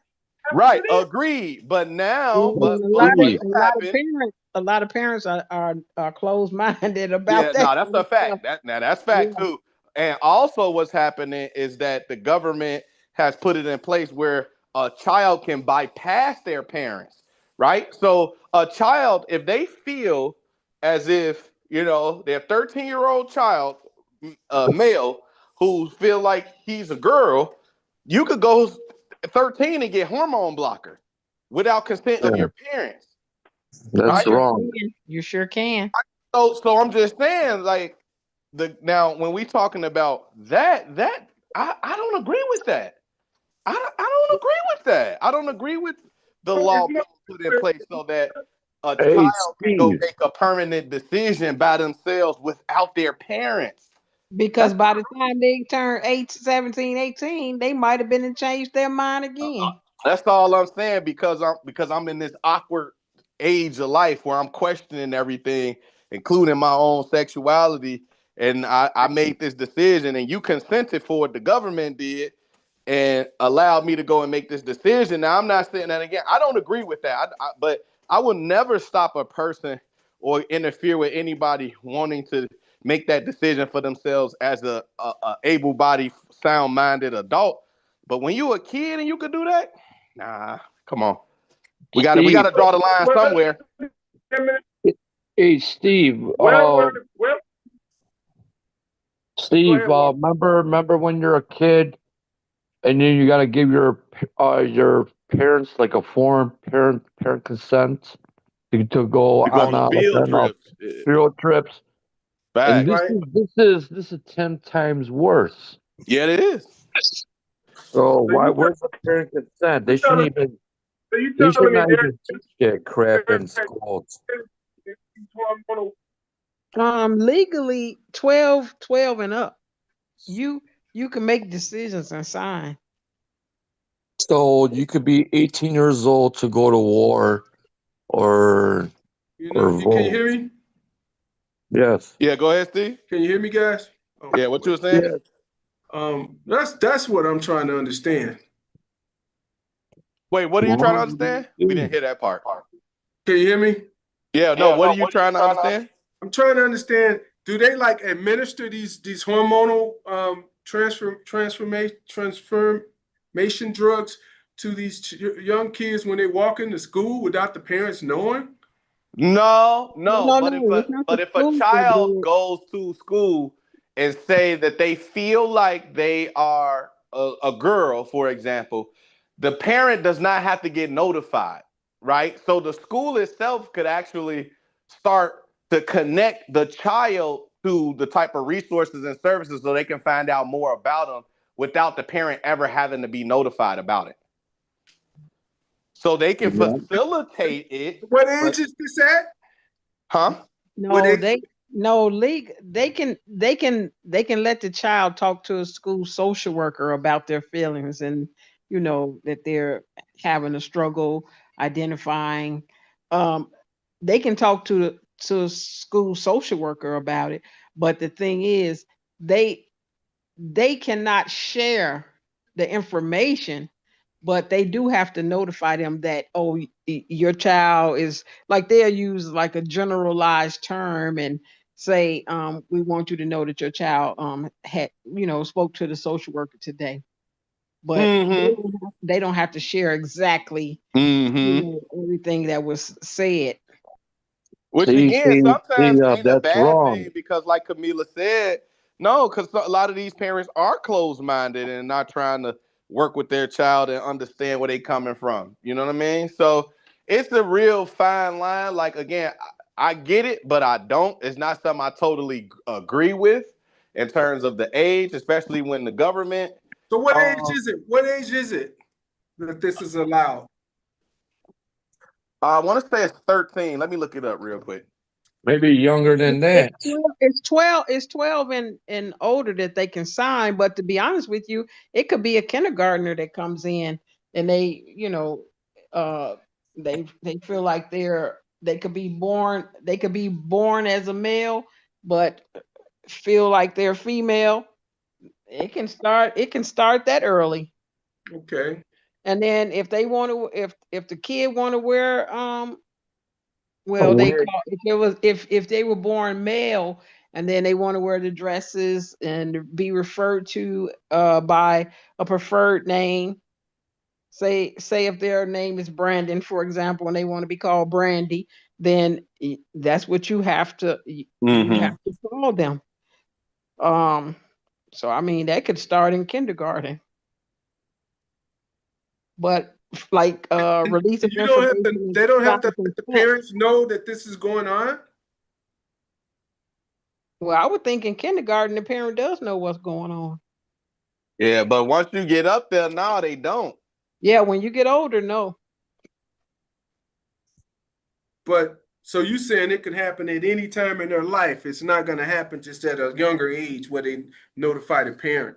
You're just saying that, between 4 and 7 or 8 years old, they didn't say anything, and then by the time they turn 14, they say something, and then everybody got to just be closed-lipped about it. The only reason I'm bringing this up because I'm thinking about when I was in high school, they were starting to have contraceptives in schools, and it was a big thing. Oh no, you don't want to put contraceptives in schools. That's gonna just make them go out and do something. Well, oh no, you don't want to put airbags in the car because they're gonna make them want to go out and crash the damn car. That don't make sense. Hey, can I put in my 2 cents? Go ahead, Barry. So, my view is that we've got really big problems, and that gender issues is very polarizing, and the number of people who are having gender issues is a relatively small percentage, I assume. I don't know what that percentage is. But the whole country spends so much energy on this kind of issue when people won't have enough food, they won't have health care, there's such dire needs. And my thought is stay away from these polarizing issues and talk about the kind of stuff that's going to make a difference, that's really vital for our whole community. So that's my view. Yeah, you ain't lying though. It is a very small few, which is it's so interesting how it came to be that this started to dominate the landscape, because it is a very small number of folks. You know why? Because very powerful people who own the media have it in their interest to have us fight with each other and be distracted and not notice that so many people are being abused in one way or another and not getting their fundamental needs met or being threatened. Yeah, I ain't gonna disagree with you there. So I say, the kind of thing you were talking about earlier, DeAndre, and what you're doing. Yeah. I applaud that. And I think that every one of us has gifts, and whatever they're doing, we should support them and see it as part of the whole, all working to build community and come together. I agree. I have one thing to say about that, Barry. I think it all ties in together. Yeah. I think it all ties in together because you talk about extinction. Because if you don't have food, you'll perish, and if you don't have people repopulating the earth, you'll also perish. So it all ties in together. Yeah, and I'm afraid. My fear is that there's some interests that see extinction as a good thing.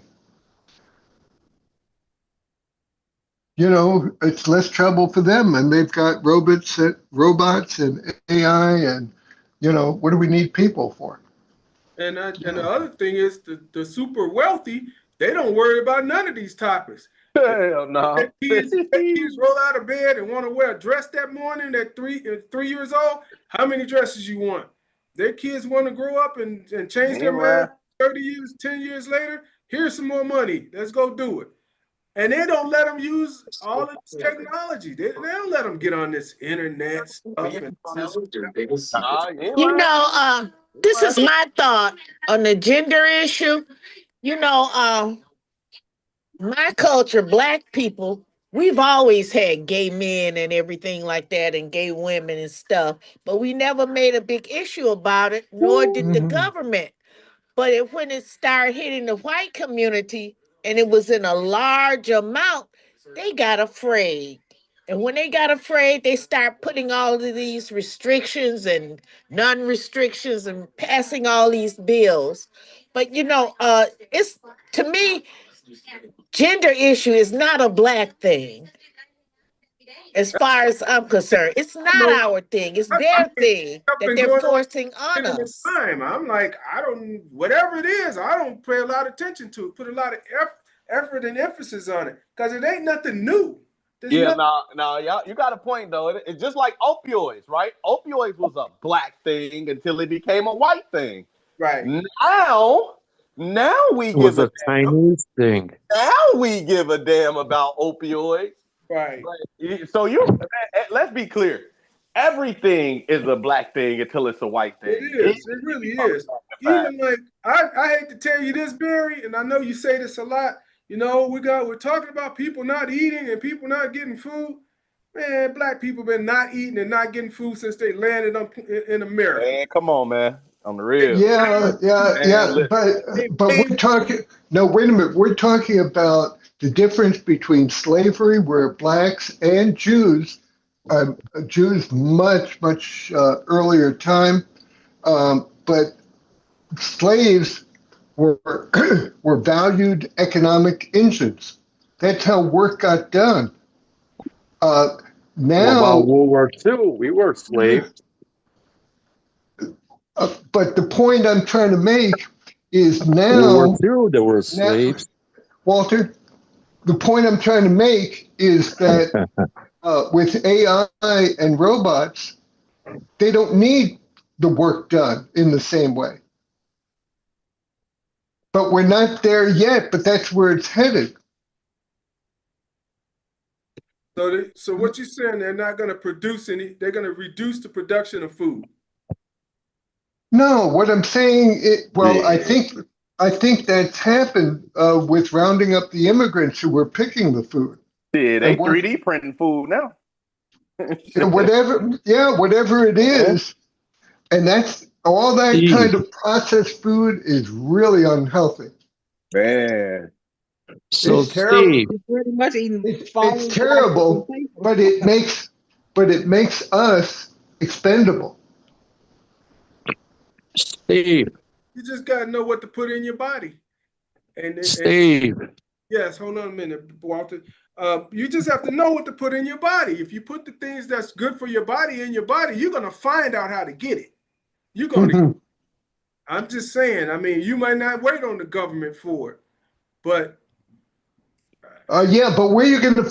I mean, that's what we need to organize now for, because the immediate threat of SNAP has been put off till January. January is not far off. And the healthcare, people are going to run out, I think, now of this, or very shortly. They're going to find healthcare costs have skyrocketed. Let me ask you this, Barry. Did you look at your tax bill? Yeah, enormous. Okay, so this is the big picture. Where we gonna all be living in tents at?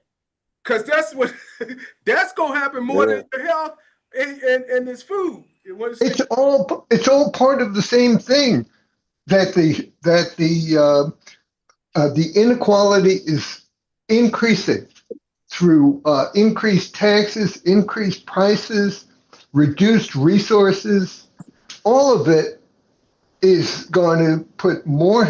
It's going to make the whole dollar system, not work, so that big parts of the economy won't have enough dollars.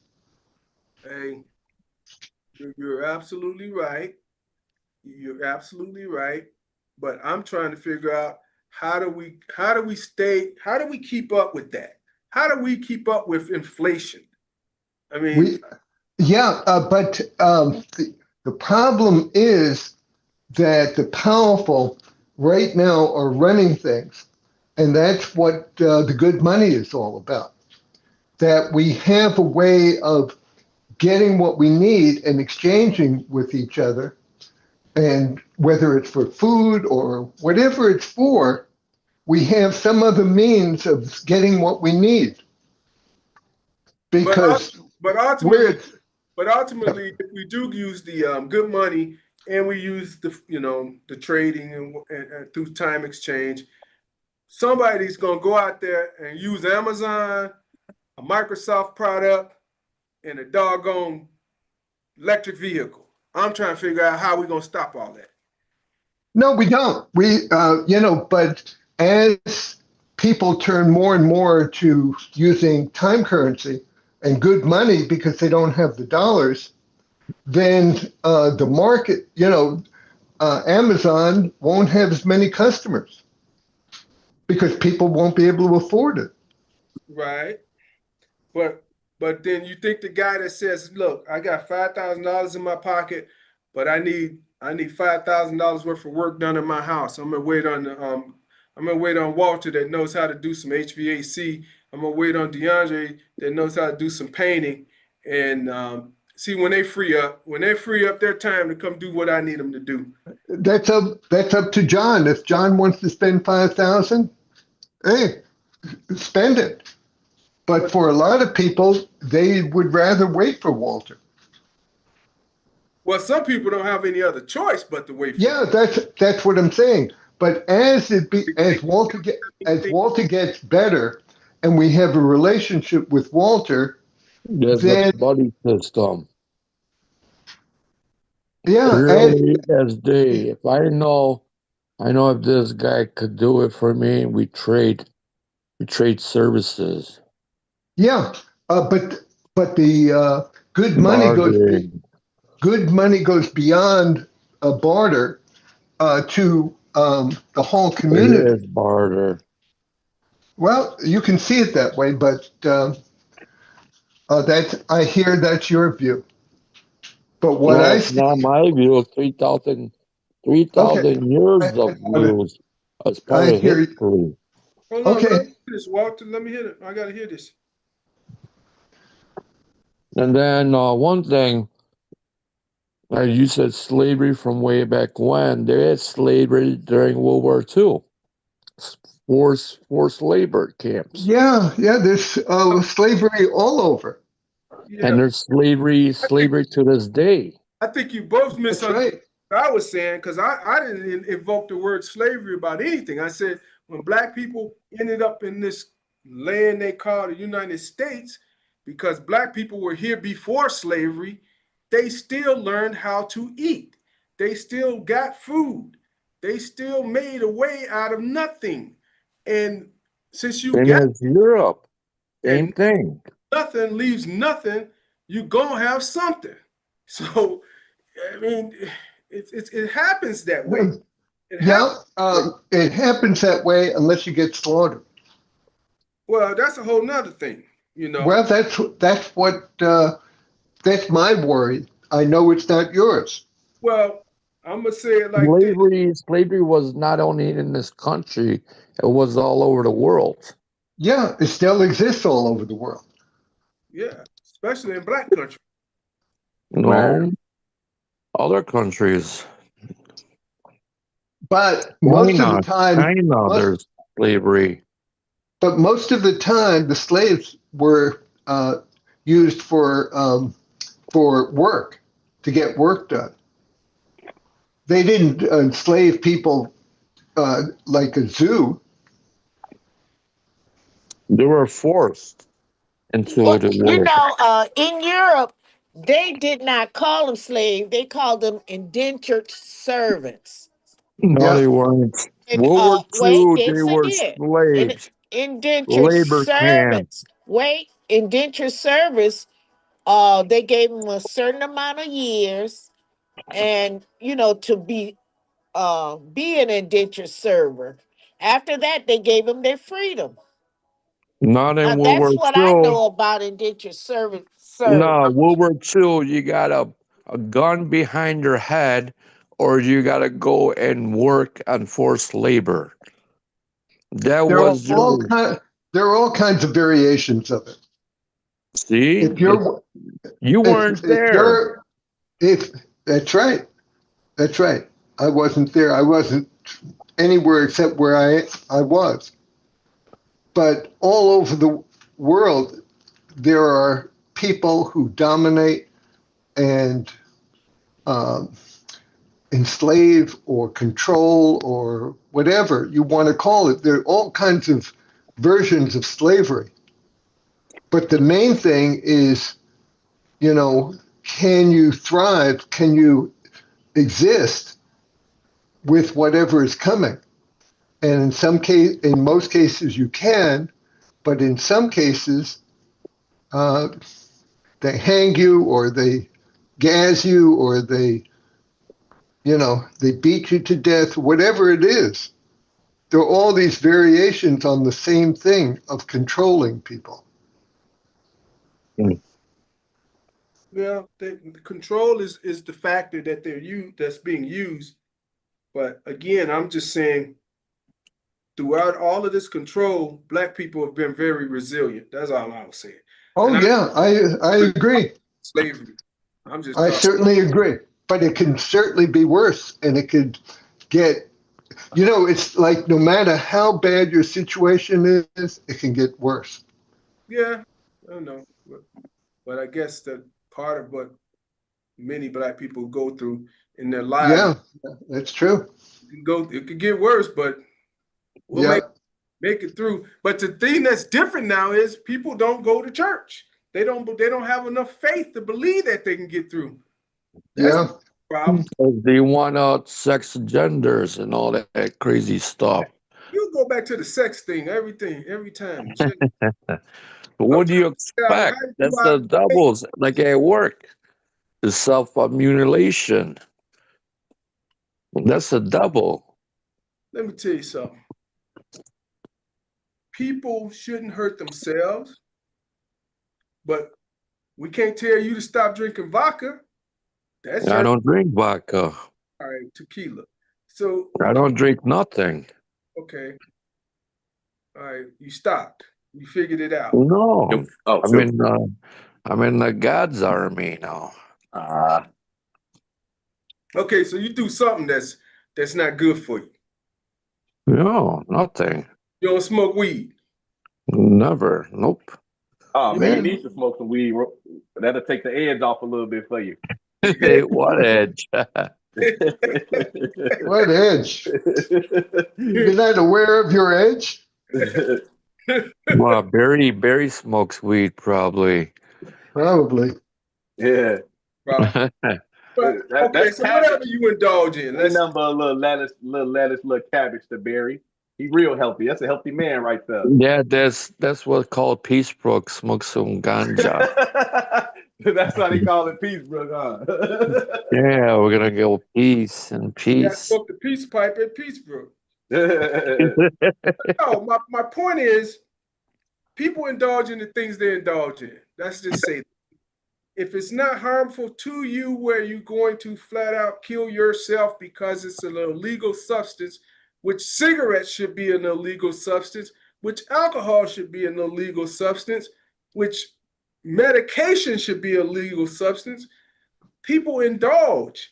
And what about food? Food is bad for you too. Many types of foods are not good for you. But my point to that is, where does the policing stop? Where do we stop as people watching over everybody else's shoulder and say, look at him. Look what he's doing. Look what he's saying. Look how he's thinking. The police are watching this podcast too, Steve. What's that? The police are watching us right now.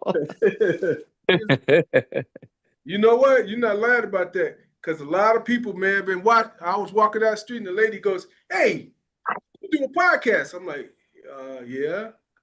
And I'm like, where I know you from? She said, well, I just watch you a lot.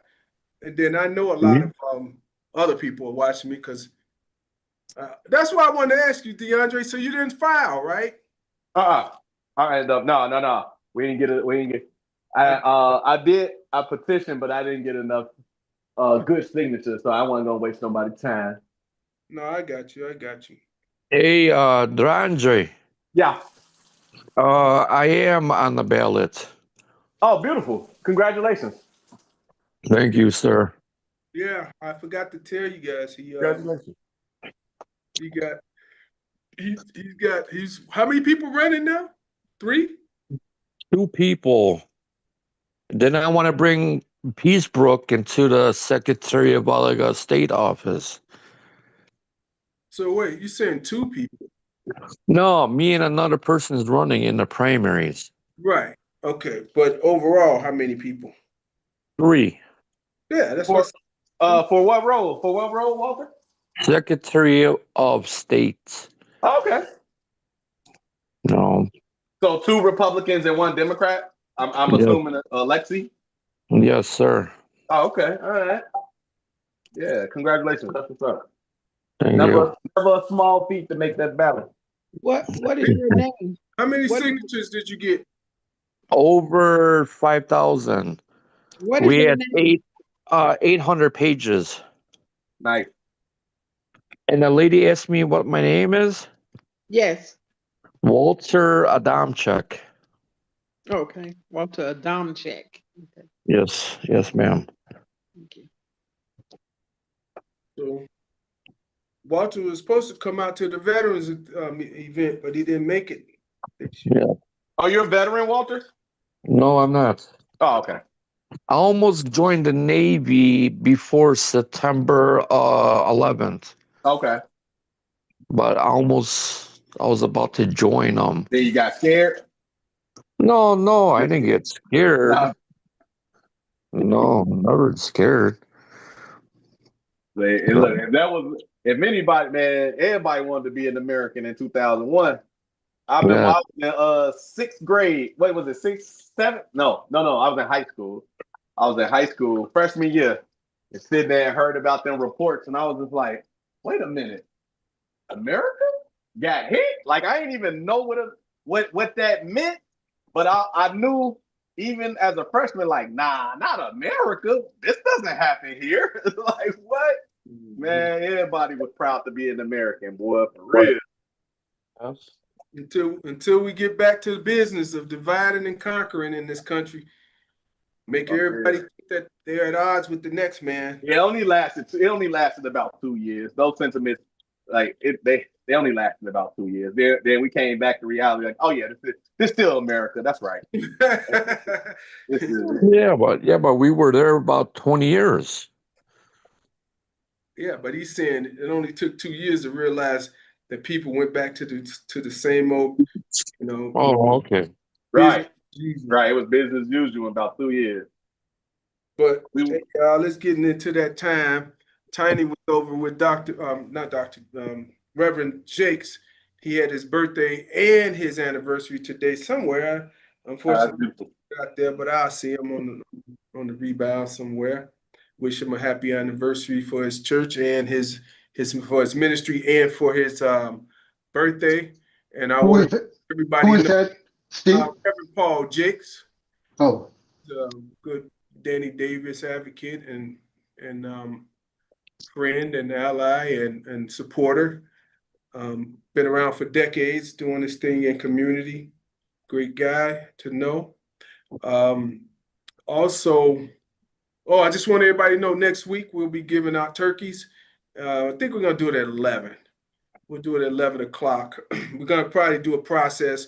I'm probably going to have cars come around, throw them in the cars, keep the cars moving. People got carts, they can put it in the carts. If the people want to grab them by hand, they can grab them by hand. But rather than just marching people through, we'll do it all if the weather's looking good or what have you. So we won't tie up a lot of parking spaces, and just get people moving, keep the car. When did you say, Steve? Next Saturday? 22nd, right here at Northwest Austin Council. We'll be giving out about 100 turkeys. Are you coordinated with Barbara Hopkins? No, I need to talk to Barbara. You're right. I remember you told me that. At what time? 11, we'll start giving them out. Okay. But yeah, we should be able to help some people. Some friends of mine from high school and Richard Borkin, former Commissioner Richard Borkin now running a candidate for the 7th Congressional District. Richard Borkin is donated also to help us get turkeys. So we shall see those that are in need and would like a nice, these are like, You said you're running for office too, Steve? pardon me? You said you're running for office as well? No, that's Richard Borkin. He's running for Oh. the 7th Congressional District. Okay. And then we got Chantel Franklin. She's running for the 8th representative district for that DeAndre was talking about for the state of Illinois. So we're gonna have a lot of people coming on talking about what they're doing. We can all see who's doing what and let people know what's going on. Stop. So what happened with the Bears? Come on, talk to me real quick, y'all. The Bears won today. All right, sounds like a plan. 19-17, I think, was the score. Yes. This was like a field goal. They going to the Super Bowl? No. No. You know what? They should have 2 of those games earlier this season. They I don't know how they lost those 2. They would be like what? What would if they didn't lose those 2? How many would they be ahead? They're what, 7? 6 or 7 right now? Okay. 7. Yes. If the Lions lose today, they'll be in first place. Oh, nice. That'd be good. Yeah. So 7-3. They're now, right? 6 or 7-3. Yes. But it still doesn't seem like, and again, I ain't been following it. But it still doesn't seem like the guy Caleb is really working out as a quarterback, right? Isn't it more of a or do you think it's the coach? Because I've seen the games and it looks like we kind of still the same way the Bears always leave their mark is through running and defense. I think the other young guy was better. Right? Yeah. Justin. Yeah, Justin Fields. Yeah, I think he was Justin Fields got beat up last time. Thursday. Right. He didn't have O-line for him. Yeah. Okay. Yeah, he's getting beat up right now. In Pittsburgh. He's still in Pittsburgh, right? Yes, he's in Pittsburgh. Yeah, he's getting beat up. I think he's on the Jets. He was like 3rd string. I don't think he's still at Pittsburgh. Yeah, he with the Jets. Yeah. Oh, damn, for real? Yeah, and y'all wilding saying that Justin Fields is better than Caleb, man. Y'all wilding saying that. I ain't saying that. I'm saying he was better. I said it. I said better. Yeah, I don't know. I one of the guys, honestly. Are you smoking something over there, The Steve? kicker was the best one. Who is that? Santos, the kicker. Santos. Were you smoking something there, Steve? You think Fields is better? I think the new quarterback got a lot of other synergies going on with him. You know, he's got a better coach. The line's doing better. You know, Bears defense always been pretty decent, but they one thing they need to win 3 more games, then they'll be up there. They'll be in the playoffs and play. Yeah. Then they'll leave Chicago. Then we'll have more taxes to pay. Yeah, that deal already done too for them to go to Arlington Heights. So there will be more taxes. Right. That's but they're close. They're moving over there because it's closer to the airport, and then they want a dome, for the Super Bowl. They move to the money. That's all. That's it. They're figuring out a way how to make more money out of people, and people gonna come up with money. And that's another thing. They're really trying to eliminate cash. So, yeah, they got rid of the penny. So yes, they did. Hey, there you go, Bear. We could start the new Peacebrook penny. Well, the The Peacebrook Cash is kindness, just being nice to somebody. What do you got? Yeah. Digital coin? You got What? digital coin? No, he's saying be kind to someone. That's the cash. That's Peacebrook Cash right off the top. Be You know? kind and rewind. Yeah, I think Illinois people are pretty understanding. When I'm out, I always see people trying to really grasp the idea that people are being nice to them. Like I saw an older gentleman at Menards, and he had a cane, and I had a cart, and he was looking for a cart, and I took it to him, and he was like, "Oh, thank you, thank you." I'm like, "No, you're more than welcome." Sometimes simple things make a big difference, and you know, it's like, why would you think this? You know, you needed it. It's not mine. I'm trying to help you.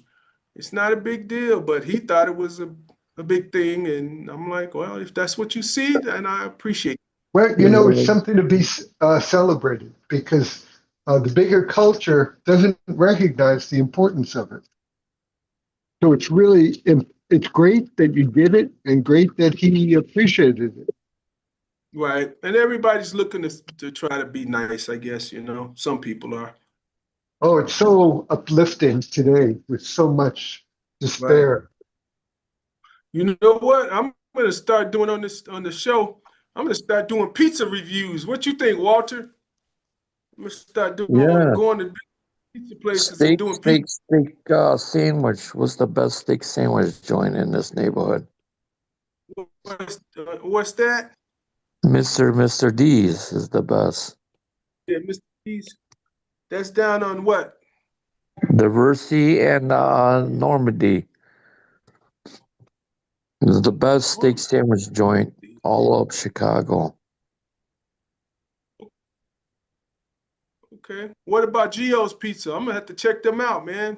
They get Gio's some is great good. reviews You gotta put on Harlem and extra Diversey. sauce. You need to put extra sauce on the Gio's Pizza. Yeah. Yes. I have to tell them. Gio's is good price. I mean, there's a lot of good eateries in this neighborhood. Sorelli's is good on North Avenue. That's good. Yeah. Michael's Beef. Sorrento's. Isn't there Sorrento's also? Yeah, Sorrento's, Harlem and Diversey. Yeah. So there's a lot of good eateries. Well, how come nobody talks about the one by my house? Tiny Tea. The one where we have our meetings. Oh, Amato's. What's the name of it? Amato's. Yeah. I mean, no, we're gonna have that pizza tomorrow. How so? Looks like is that Rush Center open now, or how long before it gets open? And then what else are they gonna build in that lot over there? No, it's been open. Yeah, Rush Center is open, but they don't have enough beds. Oh, okay.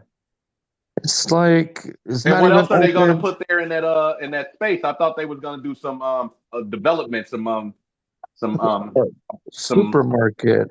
Okay, a supermarket. Okay. And then across the street they got housing. Right. Okay. My taxes going up, and my street is super crowded now. I mean, it's just so much traffic going up and down my street. It's like it's North Avenue, and it never was. Be a time I could look from my house all the way down to Harlem, and I see a car, and look east, no cars parked on the street. Now you got tons of cars and cars not stopping and flying up. And I'm like, wow, it's just happened. And it took only 2 months, 3 months for that to happen. Since they built with the opening of the center. No, not just the Rush Hospital, but they built 189 apartments right next to it. Oh, okay. Yeah, it'd be crowded over there. Right by the that used to be the Sears on that lot also, but they never used it. Just never had the capacity. Never had Yeah, But the area's you gonna know, be crowded now. but yeah, you stay on that, DeAndre, because if you don't do anything else, you're gonna get the guys enough confidence that they will know this is something they really want to do. And then, you know, the pressure won't be so much on them to be like, man, I gotta know what ohms is, I gotta know how to convert amperage to volts. And you know, it's it could be a little difficult Oh just yeah. coming out the Oh, gate like excuse me. Raheem, before you get off, Raheem, do you want to Raheem is let everybody know he about? already Are you Oh, he gone? already got off. he left. I just saw Yeah. the message. I just saw that the message he put in the chat, and that's why I was like, hey, before you get off. Oh, Oh well, what he is gone. let me see Sunday, Sunday, November 30th, the Sunday after Thanksgiving. Welcome to Fatherhood and Powerhouse are sponsoring Thanksgiving dinner. It's called Share and Friends and Share or something like that. It's a free Thanksgiving dinner, all the trimmings, everything, full Thanksgiving dinner. Everything is free. It's going to be at Clare Christian Church, right on the corner of 14th and Pulaski, 3956 West 14th Street, and it starts at 2 p.m. maybe one day I'll Free dinner. do it. Nice. Like two. Yeah. Hey, your relatives, the Stingley, what's his name? Daryl Stingley, the one that played for Texas. He's pretty good. That's all they've been talking about was him. His grandson. Yeah, the grandson. Yeah. Yeah. Yeah. Yeah. That's all right. Yeah. He pretty got his head on his shoulders. He all gives it back to his dad. His dad went to high school where I told you Miss Stewart, which is Joe Stingley's sister, used to Yeah. teach there. She moved to Texas last year after being here she forever. But she moved last year. Yeah. Yeah, her mom passed away at 99, and then her daughter Tracy, and then obviously her nephew, great nephew.